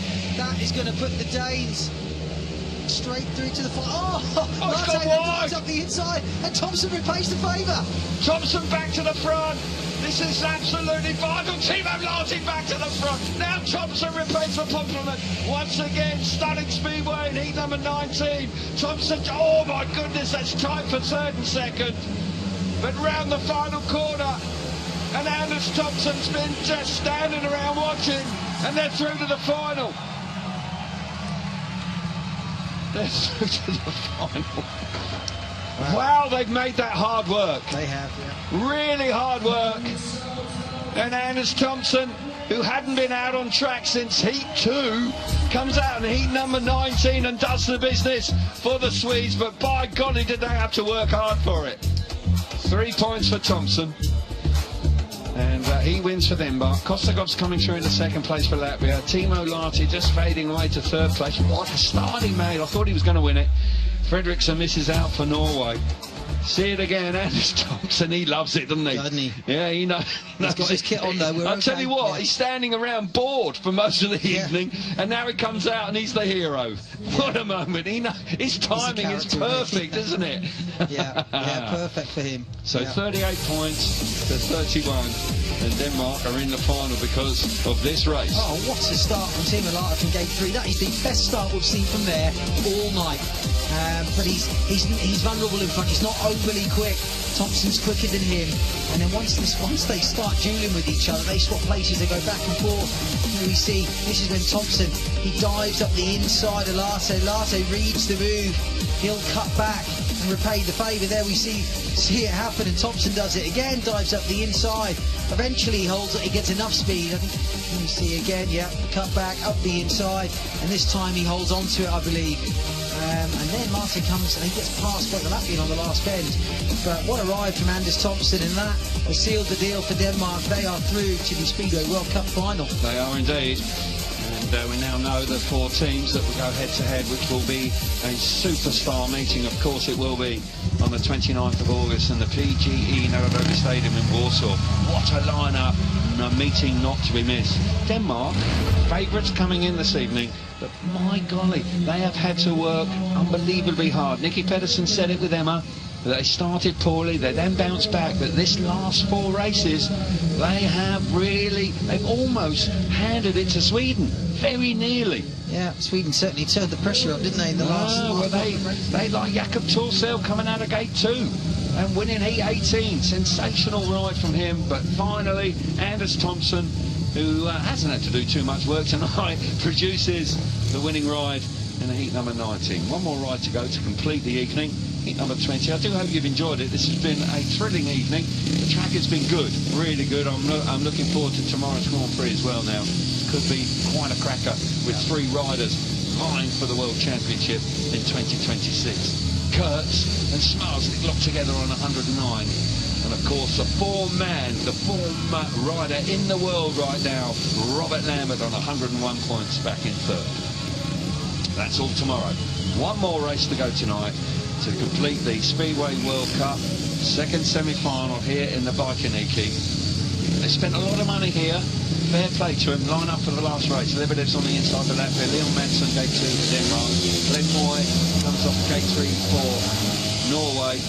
And for Sweden off the outside, it's Freddie Lindgren. But Lebedev's, he's going to delight the home crowd. He hits the front. Fantastic. Leon Madsen, who's unbeaten, back in 2nd place. Here comes Freddie round the outside. He moves in the 3rd place. Madsen, he just goes across the corner, but Lebedev really looks like he wants this last race. He wants to give the home crowd something to get right behind it. He's going great guns. Yeah, Lebedev looks really fast out in front. Like you say, he wants to give the home crowd something to cheer about, end on a high note for the Latvians. But the crowd have been fully behind their team tonight. Lebedev stretching his lead out in front. Madsen, he's going to drop his first points of the night to the Latvian. But he's been brilliant tonight for Denmark, hasn't he, Madsen? Really led from the front. Absolutely. When the other 3 riders in the first block of races were all over the show, Leon Madsen nailed it with a big win. Vital points, actually, as it turns out. But for Lebedevs, this is a wonderful way to finish the night. Terrific ride from Andre Lebedevs. Give him full credit for that. But and they will finish. They will finish on. What will they get now? They may actually just sneak into 2nd place as a consequence. They had 29 points coming into heat 20. They're going to finish on 32. No, 1 point for Sweden. So they'll both be on 32, but a good effort from Latvia nonetheless. They've been competitive all night. Lebedev's in particular, of course, Grand Prix standard rider. Look forward to seeing him again tomorrow. Going to be a full house here. Tomorrow evening will be an electric atmosphere. But this has been a fantastic dress rehearsal for tomorrow night. No question about that. Speedway World Cup back in 2026, and we now know the finalists. Leon Madsen, he's been terrific tonight. Just shows you how good he can be. Yeah. Just needs to be more consistent. Yeah, totally agree. He's an enigma, really. He's red hot 1 minute, and then another time he looks like he hasn't ridden for a couple of months. You never really know what you're going to get. Dane's out on track now. Just go through the result for you for the last race of the night. Andre Lebedev, 3 points for Latvia. Leon Madsen in 2nd, 2 points for Denmark. 1 point for Freddie Lindgren of Sweden in 3rd. Glenn Moy for Norway missed out in the last race of the evening. We'll go through the replays for you. Lebedev's super off the inside gate. Yeah, great start from Lebedev's. He's out in front and he just pulls away. Loads of speed. He had loads of speed all night, but he was often caught up in traffic. Leon Madsen in 2nd place. He's quite happy to sit there and take the 2 points. He's had a fantastic night. Led the way for Denmark. He's their top scorer. Lebedev delights the home crowd. He's on the back wheel over the finish line. You can now see him in front of us doing a burnout in front of the fans. They're loving it. There's Leon Madsen, Denmark's leader tonight. He really showed just what he is capable of. And he'll feel good about the Grand Prix tomorrow. Yeah, he has to, doesn't he? And that's a real confidence-boosting performance for Leon Madsen, who has had his controversies on and off the track. Lebedev celebrating in style, just giving the home fans something to get right behind. They love him, they adore him. He actually transcends the sport in this part of the world. He's well known outside Speedway, as well as being a star on the track as well. So he's ridden certainly his heart out tonight for Latvia, but they just didn't quite have the strength and depth to get the better of this team. They were the favourites. They made hard work of it on at least 2 occasions. They had an exclusion. That man, Freddie Jacobsen, put them under pressure. They started poorly. The last block of races, they weren't completely convincing, actually, particularly heats 17 and 18. But they just had enough to get over the line. And actually, the lead, the point score, 40 points to 32, kind of flatters them a little bit, you know, because it could have gone very wrong for them in that last round of races. But Denmark are in. They have a rich history in the Speedway World Cup, and they will be very much looking forward to the World Cup final on the 29th of August. Denmark win on 40 points, 32 points to Sweden in second place, Latvia finishing in third, and they had 32 points as well, and Norway 15 points for them in fourth. That's the conclusion of the racing. We will have the presentations very shortly for you. I believe we are going to get some reaction with the winning team, with Emma, pretty shortly as well. She's down there, I can see her, she's in position. The winning team making their way across the centre green as well.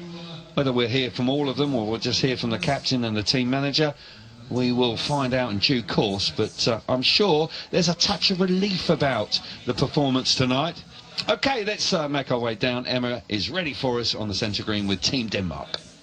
Nikki, huge congratulations. Pardon? I think they would be better for Nikki. I'm not sure if you heard that, but Michael was just saying he thinks my shoes would be better for Nikki. Do you want to borrow them, Nikki? I don't need them. I'm all right down here. Look, huge congratulations. There were moments of pure dominance there, but also moments where it was quite hard work. Got the job done in the end. What's your message for the team? Well, the message is, of course, I'm proud of them, you know, and when the first session, you know, was terrible, you know, we didn't quite find the setup, and it shows everybody that setup is so important in Speedway, you know, everybody have 2 wheels, and they want to win, so we was just calculating wrong. I pulled the boys together, and we showed the strength in the end, you know, and that's why I'm proud of them, you know. We knew we could do it, but it was tough the first session. Absolutely, but you got the job done. Leon, I'm going to come to you next because it was a near perfect night for you tonight, wasn't it? Does that give you confidence as well heading into the GP here tomorrow? Yeah, for sure. It's a good practice before tomorrow, and it's a little bit new track here in Riga, so it was nice to try it out before tomorrow. Like Nikki said, you know, we were struggling a little bit in the beginning, but we managed to find the setup, and yeah, and everything went well at the end. So congratulations. Michael, I'm going to come to you next. You certainly don't need my shoes, do you? How do you reflect on tonight? No, I think it was all right. We got the job done, as we spoke before the meeting. It's going to be very important to get the points done. It's a track that you easily throw away a few heats as well, and yeah, we did that tonight. No, I don't think it was too bad competition as well. Absolutely. Mikkel, can you go all the way? Can you win? Of course we can. Our chance is as good as anyone else. We showed today that even we got off to a pretty rough start, we got what it takes. So yeah, I'm looking forward to Warsaw. It was a big goal for us before the season. So yeah, we went through the hard way, and yeah, we're ready to fight. Congratulations. Freddie, how would it feel if you did go all the way? Oh, amazing, really. I think we showed some great character today, all teams. So yeah, bit of a good warm-up for Warsaw, I think. Anders, we've already seen your celebrations when you won the GP. What celebrations would you do if you managed to win the World Cup? I think I tried to get all the guys with me. Striptease, maybe. That could be funny, could it? There's a lot of people rooting for you. Huge congratulations. Congratulations. Thank you. Thank you, guys. Now, I would look forward to that, that's for sure. But Team Denmark have done the job. And I do know that you know, the timing of Anders Thompson winning heat number 19 and securing the position in the Speedway World Cup was absolutely spot on. He's got an infectious smile, and it wasn't easy for him coming in after not riding for 17 races. I mean, that really was quite a long wait indeed. But in the end, Team Denmark have done the business. They've got a strong team, and they will make their presence felt in the World Cup final. You know, Poland, Australia, Great Britain, and Denmark, I must say, it's going to be a very competitive lineup indeed, and not easy to choose a winner. Even though Poland are at home, they don't have a great record in the Narodovi in the Grand Prix. from memory, I don't think they've had a Polish winner there. No, I don't think they have. But Team Denmark are winners tonight in the Barkaniki, Ollie, and in the end, they got the job done. They did. The strength in depth shone through in the end, didn't it? They were just more consistent across the board. But it was tight at times, and they showed a few areas of weakness, certainly the last block of races. Yeah, those two wins in heat 17 and 18 for Sweden, when they dropped to the 4 points in those two races, gave Sweden some hope. But in the end, the win in heat number 19 was sufficient, and actually winning by 8 points, it feels like it should have been less than that. But there we go. So the dignitaries coming forward now to present the trophies to the winning team.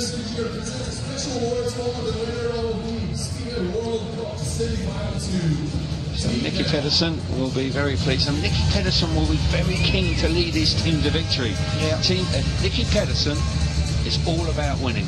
He is, yeah. He's a winner, and he will be very keen to see this team do the business at the end of the month, that's for sure. Now, this is important. We've got the ticket to the final. Richard Coleman, the CEO of Mayfield Sports Events, on the left, and Harkin Lehman from the FIM on the right. Just that is the reward for tonight. The ticket to the big final in Warsaw at the end of the month on the 29th of August. Happy days now, but a little bit of relief involved in those smiles as well. There had to be with the way it started tonight. So let's just pause for now for the Danish national anthem.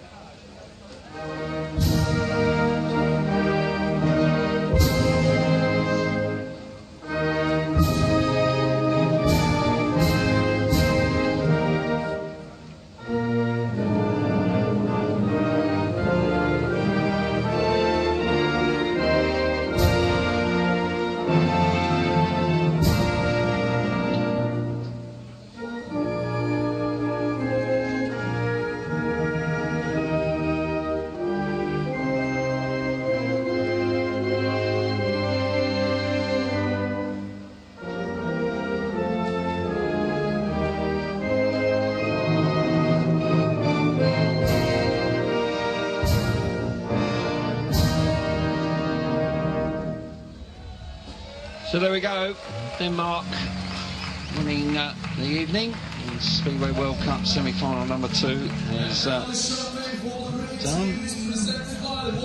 a good-looking team, and if they put their best foot forward in the final, then they will certainly be in contention for a medal, and there's no doubt that it's an opportunity for this team to win the World Cup. We've got the tickets still available for the Speedway World Cup final in Warsaw, still available on the 29th of August. So now that we know all the 4 teams, it's Poland, it's Australia, Great Britain and Denmark, a fabulous lineup, which should be a terrific night of Speedway. Celebration time for Team Denmark. Nicky Pedersen looks like he's quite excited. You've got to, you know, like, he's a controversial character, Nicky, yeah. On and off the track, but you cannot fault his enthusiasm and his passion for racing. Yeah, absolutely not. He certainly is a rider. He divided opinion, but he is a character, and overall he was excellent for the sport and still is. No denying that. So, will it be their year? As I say, of course, Australia qualified by winning the Speedway of Nations last year. That's how they got in. Poland as hosts are automatically seeded to the final. Great Britain and Denmark coming through the 2 semi-finals. And that is the lineup. Great Britain suffering from injuries this season, so not quite sure what the lineup will be for Team GB. But Australia without Jack Holder, but they've got plenty of strength and depth. Hard to call a winner, but there's no question in my mind that Poland, at home in the Narodowy, they're not going to have it all their own way. I don't believe so.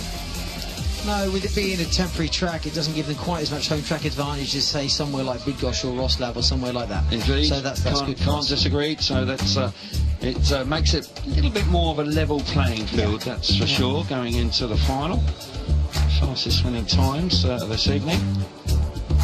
Anders Thompson superstar performance in heat number 19 with a top speed of 117.3 kilometres an hour.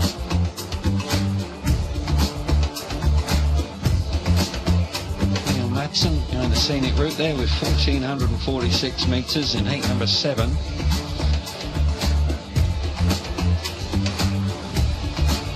And then after 20 races tonight, 10 wins from the inside gate, 3 from gate 2, 3 from gate 3 and 4 wins from gate number 4. Gate number 1 became very successful the longer the evening went on, and 41 points scored from the inside gate, 27 points from gate 2, 24 from gate 3 and 27 points scored from gate 4.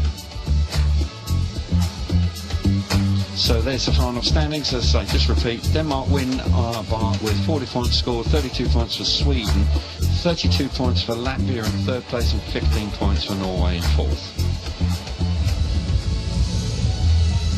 So it's been a smashing evening. I do hope you've enjoyed it. I must say that the work and the effort that's gone into the meeting.